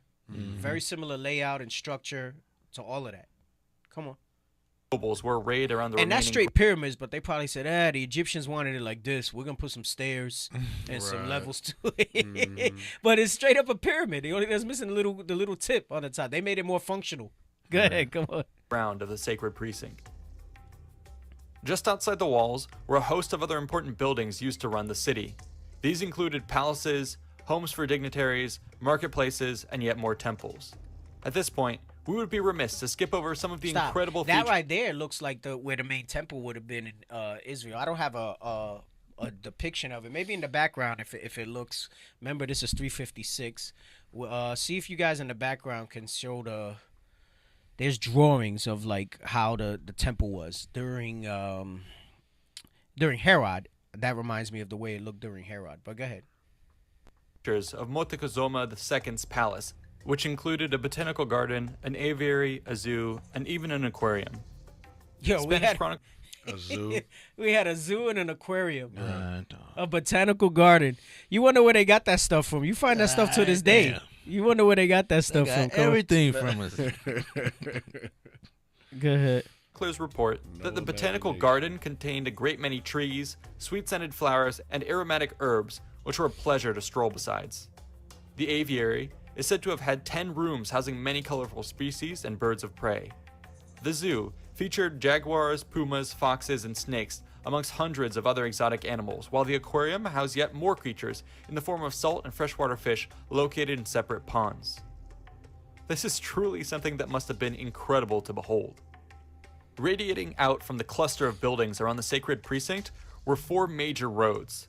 The east led to the docks of Tetamozalco, while the north, south, and west led to the great causeways of Tacuba, Iztapalapa, and Tepeyac, leading to the mainland. These were built to accommodate heavy traffic and were so wide that the Spanish noted you could fit 10 horses side by side. Stop. You see how they were already planning? Right. Scheming. They noted that you could fit, it's so wide you could fit 10 horses. Why? Because that's how they knew they were going to set up their ranks when they wanted to take over the city. Right. That's crazy. Yeah, that make no sense there. That means that said that they were going to do 10 columns and however many rows to come through on horseback. Right. Go ahead. Traffic and were so wide that the Spanish noted you could fit 10 horses side by side. Along each of these major highways were located many of the larger city buildings with a series of gates and drawbridges located at the entrances to the city. Co-located with the causeways were also aqueducts, which brought in fresh water. Stop. What did he say? Aqueducts. Right. They were aqueducts. Like, it's even with their history, they try to tell you that the Greeks invented it. But if supposedly these two people never like coexisted and they came from some other part of the world, where did they get knowledge of aqueducts? Right. Right. And notice those are closed off aqueducts. That's pipes. When they try to tell you when they claim the ones that the Romans made, it's like just open. Right. Like a tunnel. It's like they dug. Yeah. Yes, that's what they tell you. The how it was set up. Oh, those are aqueducts. Those are aqueducts. We had piping and everything. Built in this picture. Plumbing. No, it's all right. It's all right. Go ahead. Springs on the mainland. These were lined with terracotta bricks and came in paired ducts, such that repairs could take place on one or the other in order to minimize total downtime. Stop. Look at that. We thought Look about at that. maintenance and everything We, and creating but it was 2 sets, so that if you needed maintenance on one or the other, right, or you needed to shut down certain parts of it, you could do it like that. And it didn't stop functionality. No. Man, that's come on, go ahead. Jackson, Mississippi, what's up? Right. We need some of that over there. Come on. I'll also note that water management was a huge focus for the Aztecs, and something they excelled at. As a prime example, the 17-kilometer-long dike of Nezahualcóyotl separated the fresher western Texcoco from the more brackish eastern Texcoco. We read about that in the book, how they put this up there so that it would separate the brackish water from the sweet from the salt water. Right? Go ahead, come on. While also contributing significantly to the dike system for regulating water level around the city. Another important landmark to point out is to the north, in Tlatelolco. As was stated before, it had once been its own city, and therefore still contained many of the same plazas, temples, and palaces as its southern neighbor. But what really stands out is the marketplace of Tlatelolco, which was the largest in the American continent. Cortez reports that it could hold as many as 60,000 people. These buyers and sellers would go about their business in an immense open-aired market with goods organized by areas and rows. Remember, we read about that there were certain that they were very particular about keeping certain things separate. Right. And we understand how it talks about, let's get that, what's the one that I went over about the diverse seed and all of that? Deuteronomy. Yeah, bring that out. Bring that out. Bring that part out. 22, right? 9. Yep. The book of Deuteronomy, chapter 22 and verse 9. Read out. Thou shalt not sow thy vineyard with diverse seeds, lest the fruit of thy seed which thou hast sown and the fruit of thy vineyard be defiled. Right. So there was reasons why certain things were told to be kept very particularly separate. When we read in the book, it said that they were very particular about keeping certain things separate. Remember, even you got the dietary law, so certain animals and things like that we probably didn't want together. Certain fabrics, certain seeds, certain vegetables, we probably just didn't even want them anywhere near each other. Right. All right. Did you read the part about the fabric? That's a different verse. Is that Leviticus 19? Yeah, 19. Yeah. Hey, that makes sense. When I was growing up, I didn't like my food to touch each other. I understand now where it comes from. No, like with Northern Kingdom, there's 2 ways that you get your rice and beans. Yeah. Most Northern Kingdom, you put your rice and the beans on the side. Right. I like my beans right on top. I like them right on top. You got to throw them on top. Because you get all the little sauce and the... It makes it, make it better. Some rice and beans together, boy. I don't know. Yeah, when it comes separate like that, I look at the plate, I'm like... Looks bland. I'm like... throw this shit on top. Oh, man, go ahead. The book of Leviticus, chapter 19 and verse 19. Ye shall keep my statutes. Thou shalt not let thy cattle gender with a diverse kind. Right. So again, same thing, right? How do you control that, right? You don't want them to gender with a diverse kind. You ain't going to control them from screwing each other, so you got to keep them separate from each other. Come on. Thou shalt not sow thy field with mingled seed. Uh-huh. Neither shall a garment mingled of linen and woolen come upon thee. Meaning animal and plant-based fabric, right? Animal and plant-based fabric. So that would mean that the market probably had the section where you would get your skins, your coats, your wool, and they had a separate section where you would have your cotton and your linen or whatever else they made fiber from. All right? That's how it was set up. So go ahead, and you see the depiction of it there on the screen. All right? Come on. So put my beans on top of the rice. Yes, put my beans on top of the rice. Come on. Tomatoes, feathers, rare animal pelts, musical instruments, fine cloth, and even bottled fresh water, amongst other things. These were bartered for using cacao. You heard that? Bottled water. Wow. He said they had bottled. Run that back a little bit. We missed that. Wow. Go ahead. Cloth, and even bottled fresh water. Wait, go back a little more. A little more. Bro, they got no imagination. I'm like, bro, there's no imagination. Hey, that's that nothing new under the sun right there. Right. Good. Areas and rows. One might find corn, tomatoes, feathers, rare animal pelts, musical instruments, fine cloth, and even bottled fresh water, amongst other things. Bottled. You heard what he said? You think Esau invented bottled water? Man. He said we have bottled fresh water. Bruh. And supposedly they was just wearing rags. Right. Come on. Bartered for using cacao, cotton cloaks, and gold-filled feather quills. There would have been a ton You heard that? more... He said that they would... Remember, it said we also had currency in the book. This part doesn't tell that part. But he said we had gold-filled feathers. Remember, they try to tell you that we sold stuff for beads, like trinkets. Right. We knew the value of gold. We knew the value of precious things. Right. Right? Come on. Go ahead. Cotton cloaks, and gold-filled feather quills. There would have been a ton more to explore in the city, but for now we will have to fill up the remaining blanks with some high-level commentary. You can imagine that much of the rest of the cityscape was filled with canals, bridges, streets, squares, markets, temples, workshops, and residences.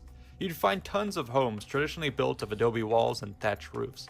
Colorful frescoes and other decorations filled one's vision with color, while countless people going about on foot and by boat breathed life into the sea. So how come when he first shows it, he shows them with loincloths on a freaking raft, but here they have full garments on, looking like Israelites of the freaking time? Right.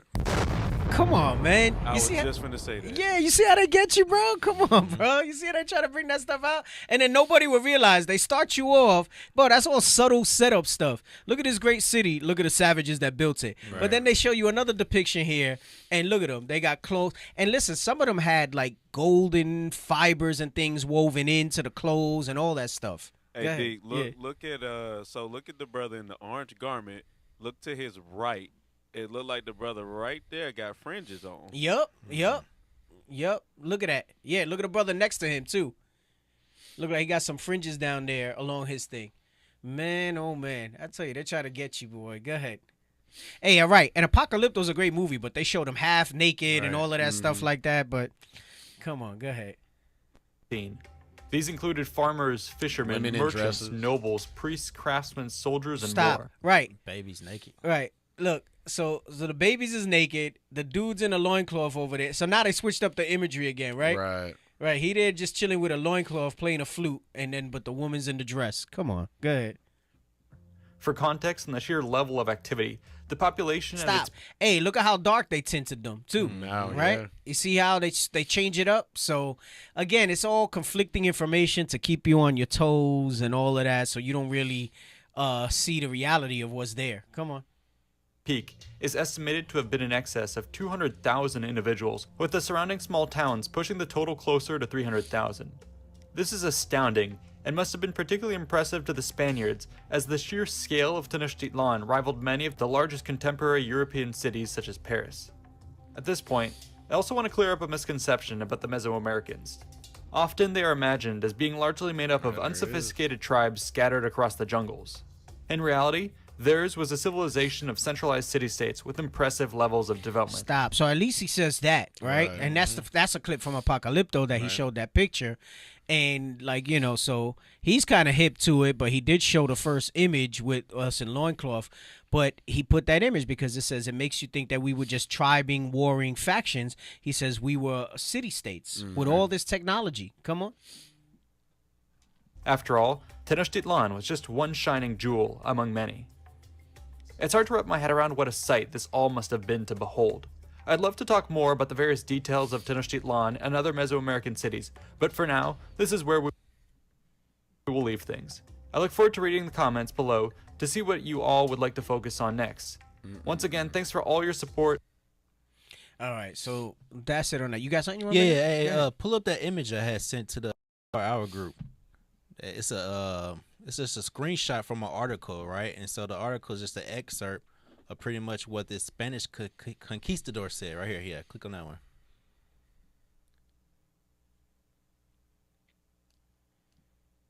Bro, it takes a god to create these things. They don't even have it in their spirit to do it, man. Bottled water? Come on, man. That's wild. Yo, fresh bottled water. Bro, because you in the marketplace, you might get thirsty and leave. So let me get some water so I can stay shopping, you know?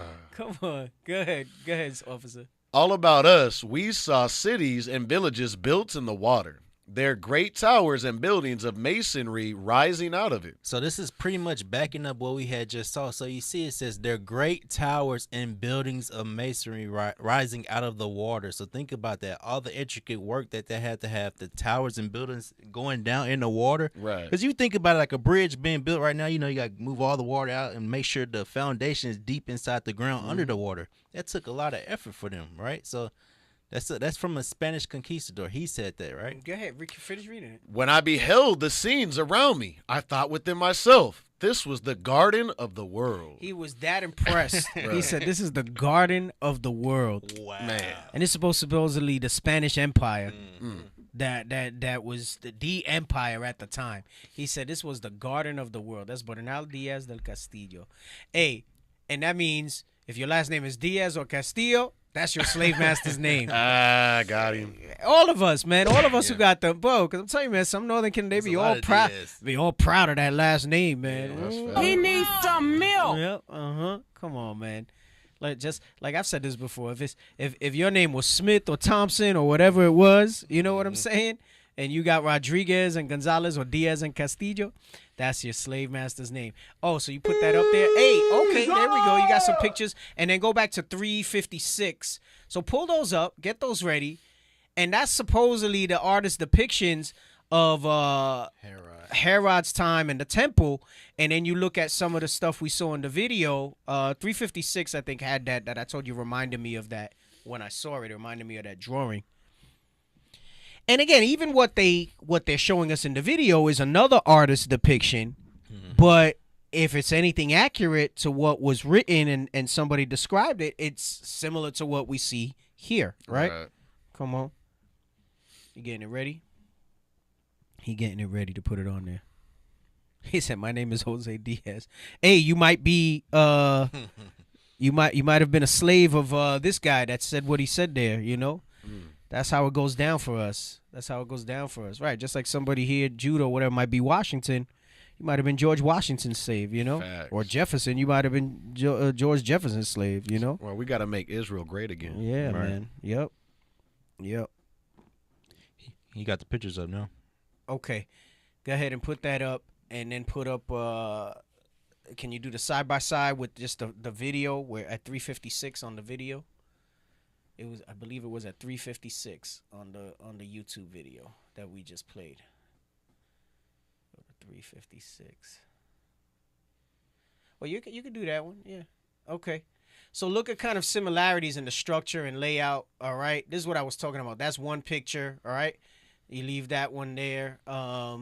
you had other ones too that looked pretty good close to it. And so the one on the right of the screen is, look, that's another one. That's what they depicted the temple and stuff in Jerusalem. So that would have been the remade temple. I say in the time of Herod because it's hard to find ones that are depictions of the ancient one. They have this one laid out pretty good. Again, look, similar layout to what you see there of Tenochtitlan. A lot of similar. All right, super similar layouts. Go ahead. You got any more? I think you have more. Right. Look, similar type of layout, same type of thing. All right. Same type of thing. Go ahead, come on. Look at that. Same type of layout. There was another one that it had a little building like that in the video. I don't remember where, but it's all right. We don't need to. I think people are getting the point with all that stuff and how it goes down. Look, even in the background, how it's laid out and all of that stuff. All right. All similar layouts, right? Which means it was a people that passed a certain knowledge down. Mm-hmm. Right, and they kept the semblance of that. They kept the semblance of that, you know? All right, let's go back to the book. American Holocaust. All right. I want the American Holocaust book. All right. And I forgot where I was going to put the Olmecs. I didn't even think I sent you links about the Olmecs, so I can't even remember. Zoom in a little because I can't see it, so I know Tobias can't see it.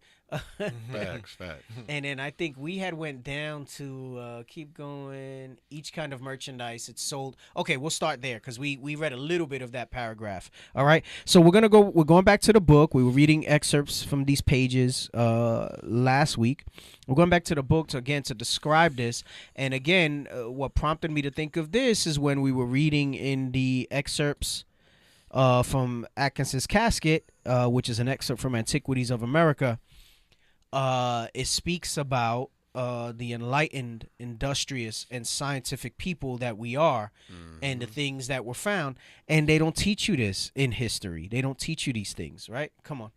Each kind of merchandise is sold in its own street without any mixture whatever. And we read in the scriptures why. That's just some of it. There's a lot of scriptures that talk about why you don't mix this and that, keep this separate, so on and so forth, right?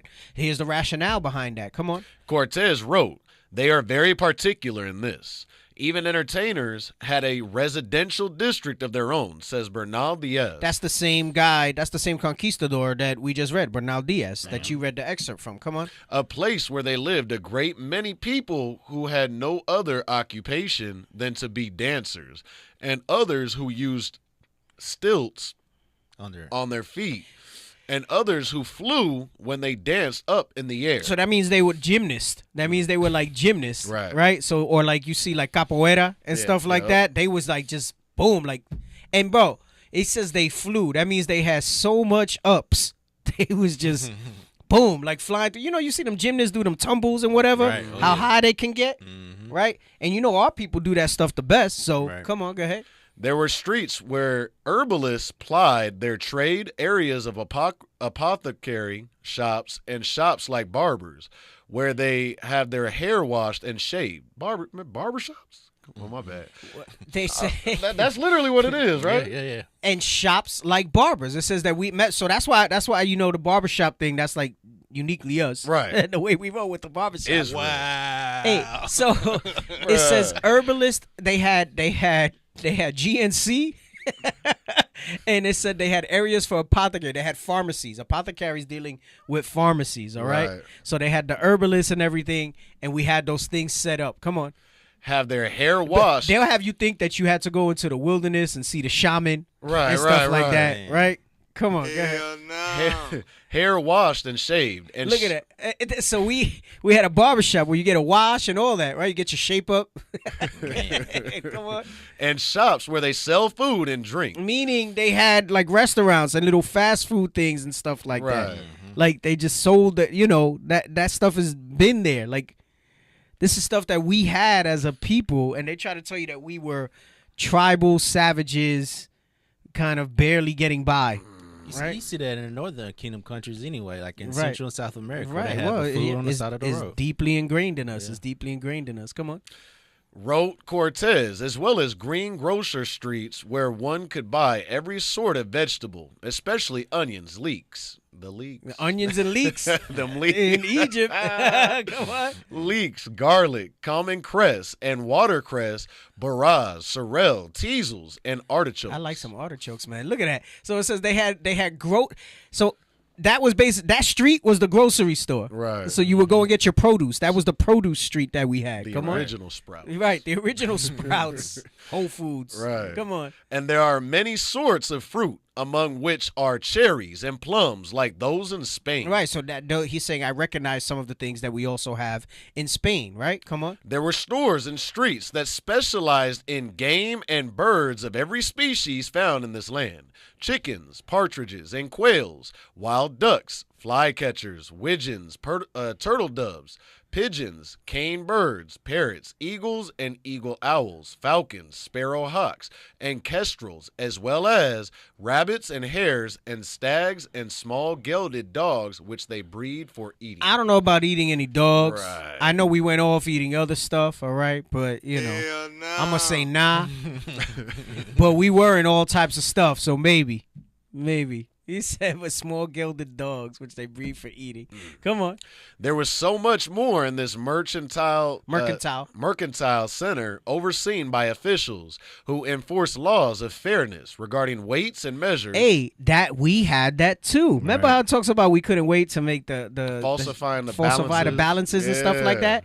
So that comes from our history as Israelites, that we had to have people that would oversee it to make sure that it was fair, that it was done properly. All right, come on. Fairness regarding weights and measures and the quality of goods pervade. That Bernal Diaz said, we were astounded at the number of people and the quantity of merchandise that it contained, and at the good order and control that it contained.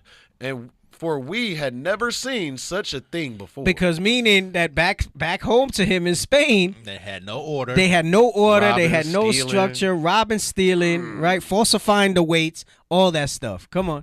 There were honeys and honey paste and other dainties like nut paste, waxes, syrups, chocolate, sugar, wine. In addition, said Cortez. That means that, bro, they were losing their mind there. That's why he said this must be the garden of the earth. Bro, we was living good. Hell yeah. We was all right. So they came and freaking jacked everything up. Come on. There are many sorts of spun cotton and hanks of every color. So why they always show us with like some pale white loincloth? Bland. He says there were many sorts of spun cotton and hanks of every color. Come on. And it seems like the silk market at Granada. We also had a silk market as well. Come on. Except here, there is much greater quantity. But we had more of it. Go ahead. They sell as many colors for painters as may be found in Spain, and all of the excellent hues. So meaning not just painters that paint house, meaning artistic. Mm-hmm. Meaning that they sold paints. Like, they have you think that, it was them because of the Renaissance, that they came with painting and all this art and things like that, right? Excuse me. You go to a lot of these museums and you have like, the Mona Lisa and Leonardo da Vinci's works and all this other stuff. Right. Michelangelo and everybody else. It says that they had so many colors. They had a market for it, for all the different artistic people amongst us. Come on. They sell deerskins with and without the hair, and some are dyed white or in various colors. They sell much earthenware. Earthenware. Remember how it said in the Akas's casket that there's a lot of evidence of earthenware, of the type of people that we are. Come on. Which for the most part is very good. There are both large and small pitchers, jugs, pots, tiles, and many other sorts of vessel, all of good clay, and most of them glazed and painted. That don't sound like the savages that they portrayed us to be. Come on. They sell maize. Isn't that what they make? Maize. Maize? That's corn. Okay. Maize. Come on. They sell maize, both as grain and as bread, and it is better both in appearance. Cornbread. Cornbread. No, arepas. That means arepas too. Come on. In appearance and in taste than any found in the islands or on the mainland. They said it's better in appearance and in taste than any found on the islands or the mainland. Hey, and that's heavy because he's talking about Central America here with the Aztecs, but compared to like the islands, like Ephraim, Manasseh, Simeon, like most South Americans are known for some sort of like arepa or things like that, like that they make with the corn. So that's like a historical food for them. Right. So they're like good at it. They're like real good at it. Right. Issachar to this day, they always with the corn masa and stuff like that. Nice. So they do it in tortillas. You go further south into South America, and they do it savory. They do it sweet. There's different types of corn that they have for it and all that. I'm getting hungry now thinking about it, boy. I go for some arepas now. See, in New York, you get that like anywhere. Like you just go to Queens. And you'll get any type of arepa from like South America or whatever over there, So like Queens, you get South American food, you get your Issachar food, you get whatever. Anyway, but go ahead. So they sell maize, both as grain. Go ahead. They sell chicken and fish pies. And Pupusas, that's the other one. Yeah, pupusas too. Pupusas be banging. Things are good. And much fresh and salted fish, as well as raw and cooked fish. They sell hen and See, they goose have eggs. sushi. They tell you it's the Japanese that came up with it. Go ahead. They sell hen and goose eggs and eggs and all of the other birds I have mentioned in great number, and they sell tortillas made from eggs. And they sell tortillas made from eggs. Go ahead, continue on. At last, Cortez surrendered the task of trying to describe it all. He said it's too much. He said I just can't. I can't even continue writing about all this. Come on. Besides those things which I have already mentioned, they sell in the market. Everything else is to be found in this land.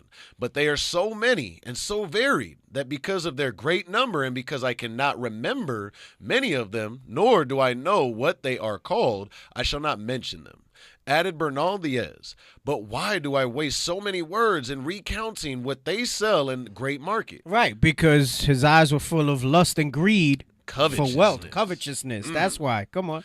For I shall never finish if I tell it in detail. Some of the soldiers among us who had been in many parts of the world, in Constantinople, and all over Italy, and in Rome, said that so large a marketplace, and so full of people, and so well regulated and arranged, they had never beheld before. Right, and these are people who are supposedly, right, taught these are the most sophisticated. They were the enlightened of the world. This is what they say about Europe. Well-traveled. Right. Hey, Constantinople was supposed to be like a huge, glorious city. Right. And said that these guys, nothing compared to what they saw when they got here. What's up, Soldier? Hey, and I was gonna say that reminds me of how we're trying to get back to that with like the Black Wall Street. Yep. How Trying to get that stuff up. Yeah. marvel I know, but at, some people ain't in the right spirit with that though. So. And I was gonna say, that's not the greatest example, but the spirit is there today. Right. You know what I'm saying. Everybody wants to sell T-shirts. Right. Remember, they said this was a diversified, varied market. Everybody wants to sell T-shirts and hoodies. Right. If we could get in the right spirit, you see that we could. If we in the right spirit, we can do great things. So Black Wall Street, get it together. Right. And this. And this was only the market. Bro, just the last 2 pages we read was just the market. Go ahead, come on. The rest of Tenochtitlan overflowed with gorgeous gardens, arboretums, and aviaries. Artwork was everywhere. Artwork so dazzling in conception and execution that when the German master Albrecht Dürer Nein. The hell is this? Sprechen Sie Deutsch? saw some pieces that Cortez brought back to Europe, he exclaimed that he had never seen in all my days what so rejoiced my heart as these things. So I guess, I don't know who the hell Albrecht Dürer is, but I guess he was some famous artist. Well-renowned.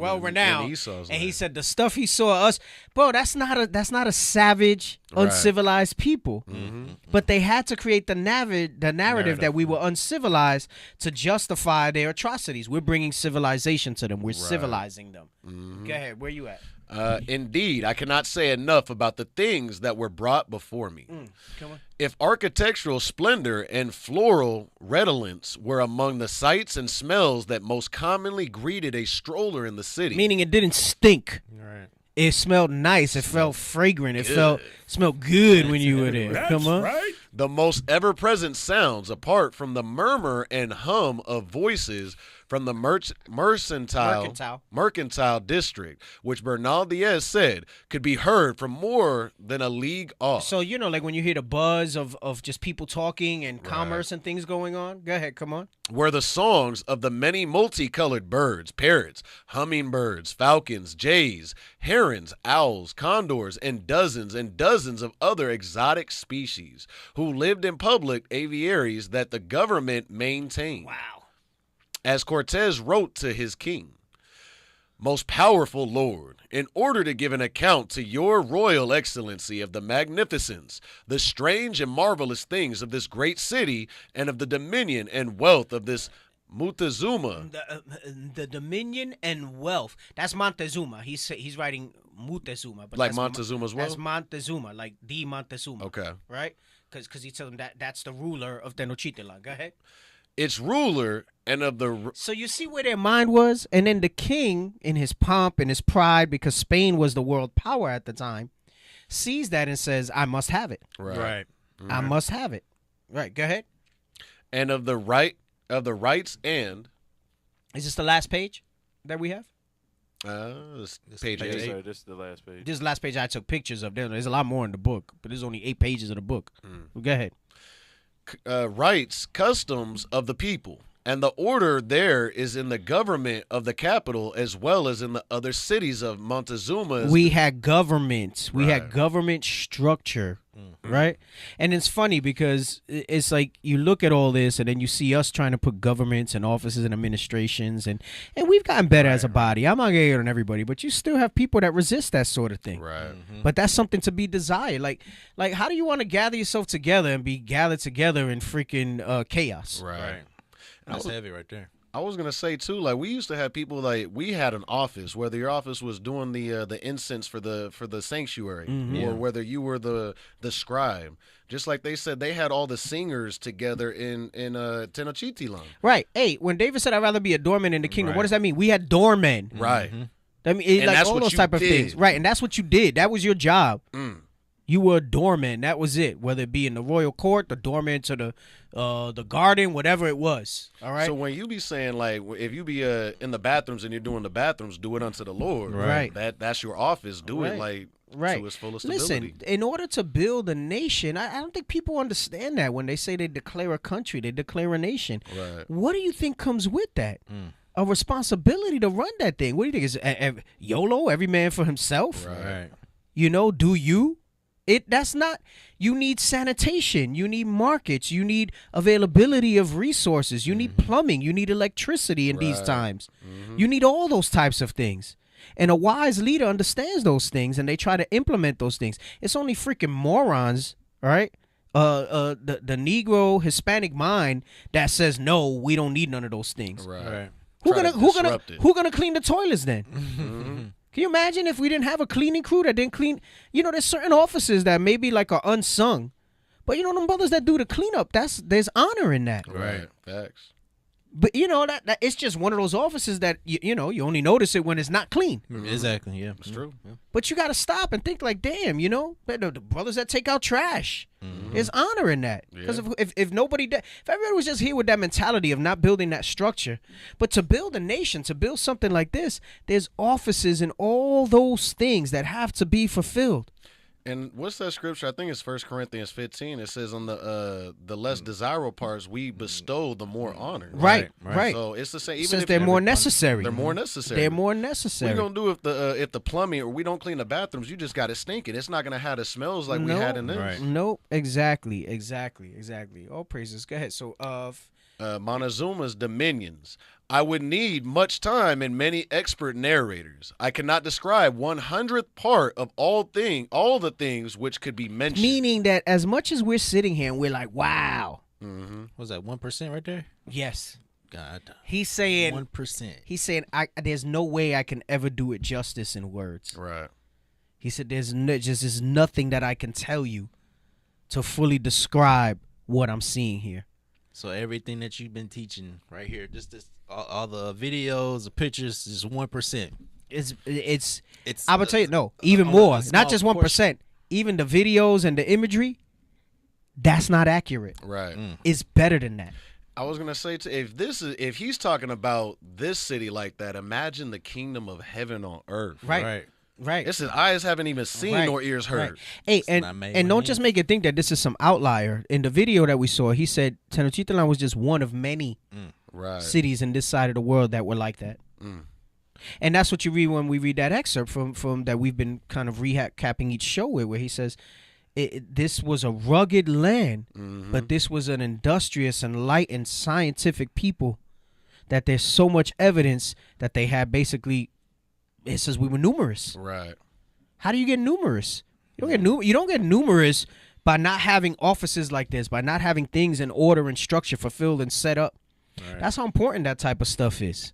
And it's not just us coming together. See, that's the biggest difference between you know, let's say you wanted to put I'm just saying this to put it out there. Let's say you put ideology aside.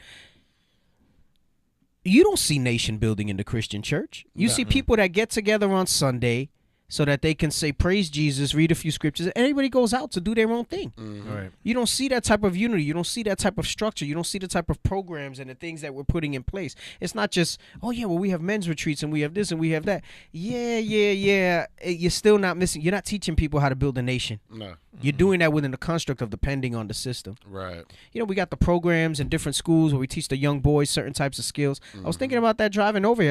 I said, damn. I could learn some of those skills. Some of those things I don't know how to change the oil in my car and stuff like that. You know what I'm saying? I mean, I know how to change a tire and stuff like that. You know, basic stuff. But I could change some spark plugs maybe depending on the car. But I mean, you know, I could do some things around the house. You know, like certain things. But I'm not gonna get all crazy. You know. Right. I know I was all proud. I wired my own fan. took me a little while, you know. I had to read it and I get nervous dealing with electric, but you accomplished that thing. I did. Took me a little while because I'm like making sure did I do it right, did I get it right. That's why usually if it's complex, I just more a time thing than that I can't handle it type of thing, But I mean, we have to be able to maintain those skills. Don't let's not teach each other to just maintain the status quo, but let's do better. Evolve, and you see that because you see that in our history in the Bible, and then you're seeing that historically on what they saw here. Right. He was so impressed. He said, "This is the garden of the world." Facts. They said, "This is." He's like, "This is basically the cap." That was his way of saying this place is better than Spain. Sorry, King. Can I stay here? I don't want to go back. Sorry, King. Right. You know what I'm saying? Come on. Let me see. I cannot describe 100th part of all the things which could be mentioned, but as best I can, I will describe some of those things I have seen which, although badly described... He's saying, look, man, I ain't got the words. Come on. will I well know be so remarkable as not to be believed. He said, you're going to think I'm full of crap. Go ahead. For we who saw them with our own eyes could not grasp them with our understanding. But I don't know if I've ever experienced something like that where something that I see with my eyes is incomprehensible to me. Right. I can't imagine. I mean, I've seen some beautiful things, but I've never seen something that's been incomprehensible to me. Right. That you just look at it and you're like, what the hell am I looking at? How? You know what's heavy though? They're wired different. Yeah. Their mind can't comprehend what we put together. No. Yep. Unless you know who's enlightened. Yep. Go ahead. In attempting to recount for his king the sites of the country surrounding Tenochtitlan, the many provinces and lands containing very many and very great cities, towns, and fortresses. Come on. Including the vast agricultural lands that Cortez soon would raise, and the incredibly rich gold mines that he soon would plunder. Right. So so no appreciation, no respect for what was there as a civilized nation. They just said, okay, that warring nature, right, that it tells you about Esau, that he would live by the sword, just comes forth, right? Go ahead, come on. The conquistador, again, was rendered nearly speechless. They are so many and so wonderful. What they call it, gold fever or something like that? Like just... Yeah. They just, that's all they could see, thinking of wealth. Come on. He simply said that they seem almost unbelievable. Prior to Cortez' entry into this part of the world, no one who lived in Europe, Asia, Africa, or anywhere else beyond the Indies and the North and South American continents had ever heard of this exotic place of such dazzling magnificence. Except the Israelites. All right. That's what we established when we did our very first show a few weeks back in this, right? Come on. Who were these people? Who were these people? The Israelites. Come on. Where had they come from? Israel. When had they come? 533 BC. How did they get where they were? The Most High held still the flood so that we can pass over in ships. Were there others like them elsewhere? Yes, in Israel, the rest of the tribes that stayed back, primarily Southern Kingdom and some Northern Kingdom. Come on. And this recently stumbled upon New World? Yes, the other tribes. Ephraim was over in Puerto Rico, Manasseh in what's now called Cuba, Simeon in DR. You had the Incas in Asher and Naphtali to the south. Yes, you had Zebulon as well. Come on, the Maya. Go ahead. These questions spring to mind immediately, and many of puzzlements of the conquistadors are with us still today, more than 4.5 centuries later. But while scholarly debates on these questions continue, like what we kind of read with the stones, right? Come on. Clear answers regarding some of them at least are finally coming into view. And these answers are essential to an understanding of the magnitude of the Holocaust that was visited upon the Western Hemisphere. And we're eventually going to move a little more into that. I'm not going to deep dive too much into the book, but I'll talk a little bit about how we went off and how you saw curses fulfilled by the ministers of the Most High, which were the conquistadors, to do that on this side of the earth. All right. And it was a vast Holocaust, because he lays this out in the book, because you can't, it's easy to marginalize the atrocities that they committed when you kind of backhandedly say they were a savage whatever people. Wasn't that many of them. They try to blame a lot of it just on the sickness, right? So they try to justify it, but it becomes more of a tragedy and a true Holocaust when you realize how magnificent it was over here, and what they did in taking that down. Right? So go ahead. The Western Hemisphere. Beginning at Hispaniola. Right, because that's where Columbus had landed, right? Come on. Spreading to Tenochtitlan, and then radiating out over millions of square miles in every direction in the wake of 1492. Right, and that's primarily where our history begins on this side of the earth. So when you read little excerpts like this and things that we'll uncover in different books, and this is why things like the stones of Padre Nazario are so profound, that they can't give them the credence that they deserve, because then it really kind of changes the whole thing. And then just think about it. Like, not only are you saying who the real Jews are, who the Israelites are, if they embrace that, but then if you believe in a God, then you got to say, damn, we did this to God's people. Right. What the hell is going to happen to us? God's not going to let that fly. God's not going to let, and we know that based on what the scripture says. Right. So, we'll touch a little bit about certain things. He tells you some other stuff here. We're not going to read the rest of this page. Like I said, I'll skim through the rest of that book. Lord's will, what we'll go into next week is getting into the Aztecs a little bit. Again, just solidifying the connection. So we went through, the history of navigating, right, the mariners that we are, right, and how we came here during the time of Solomon, how we came here during the time of Cyrus, and then we also spoke about what we established here as an empire. When we go into the Aztecs, we'll talk about how the oral history that they gave to some of the conquistadors and the Spaniards that came here reflects the oral history of the scriptures, and that's what we'll be talking about next week. And then if we have time, we might jump back a little bit, because again, I still haven't dealt with the Olmecs, and we'll see what else comes out in that regard. But Lord's will, we'll continue to bring that type of stuff out until we move on to another topic. So we'll see. All right. So I pray that y'all been getting edified, and I think this has been a pretty popular series. People have been tuning in.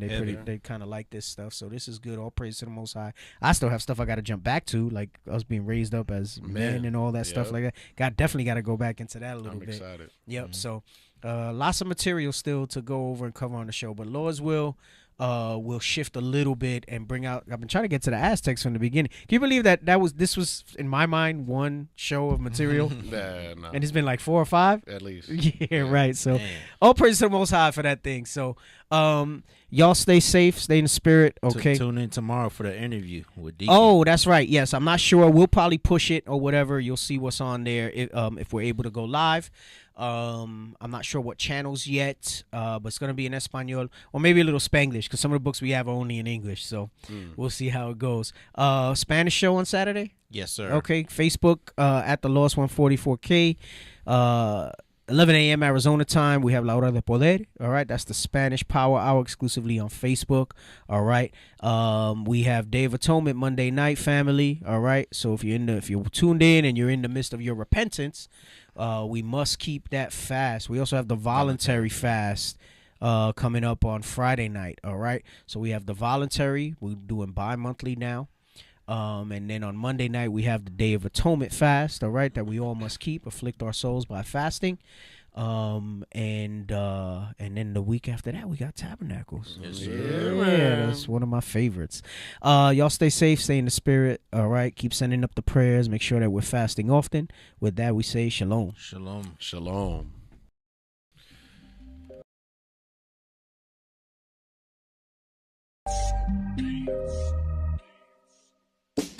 This for the Southern Kingdom. Kwame Yasharala. Hey, one.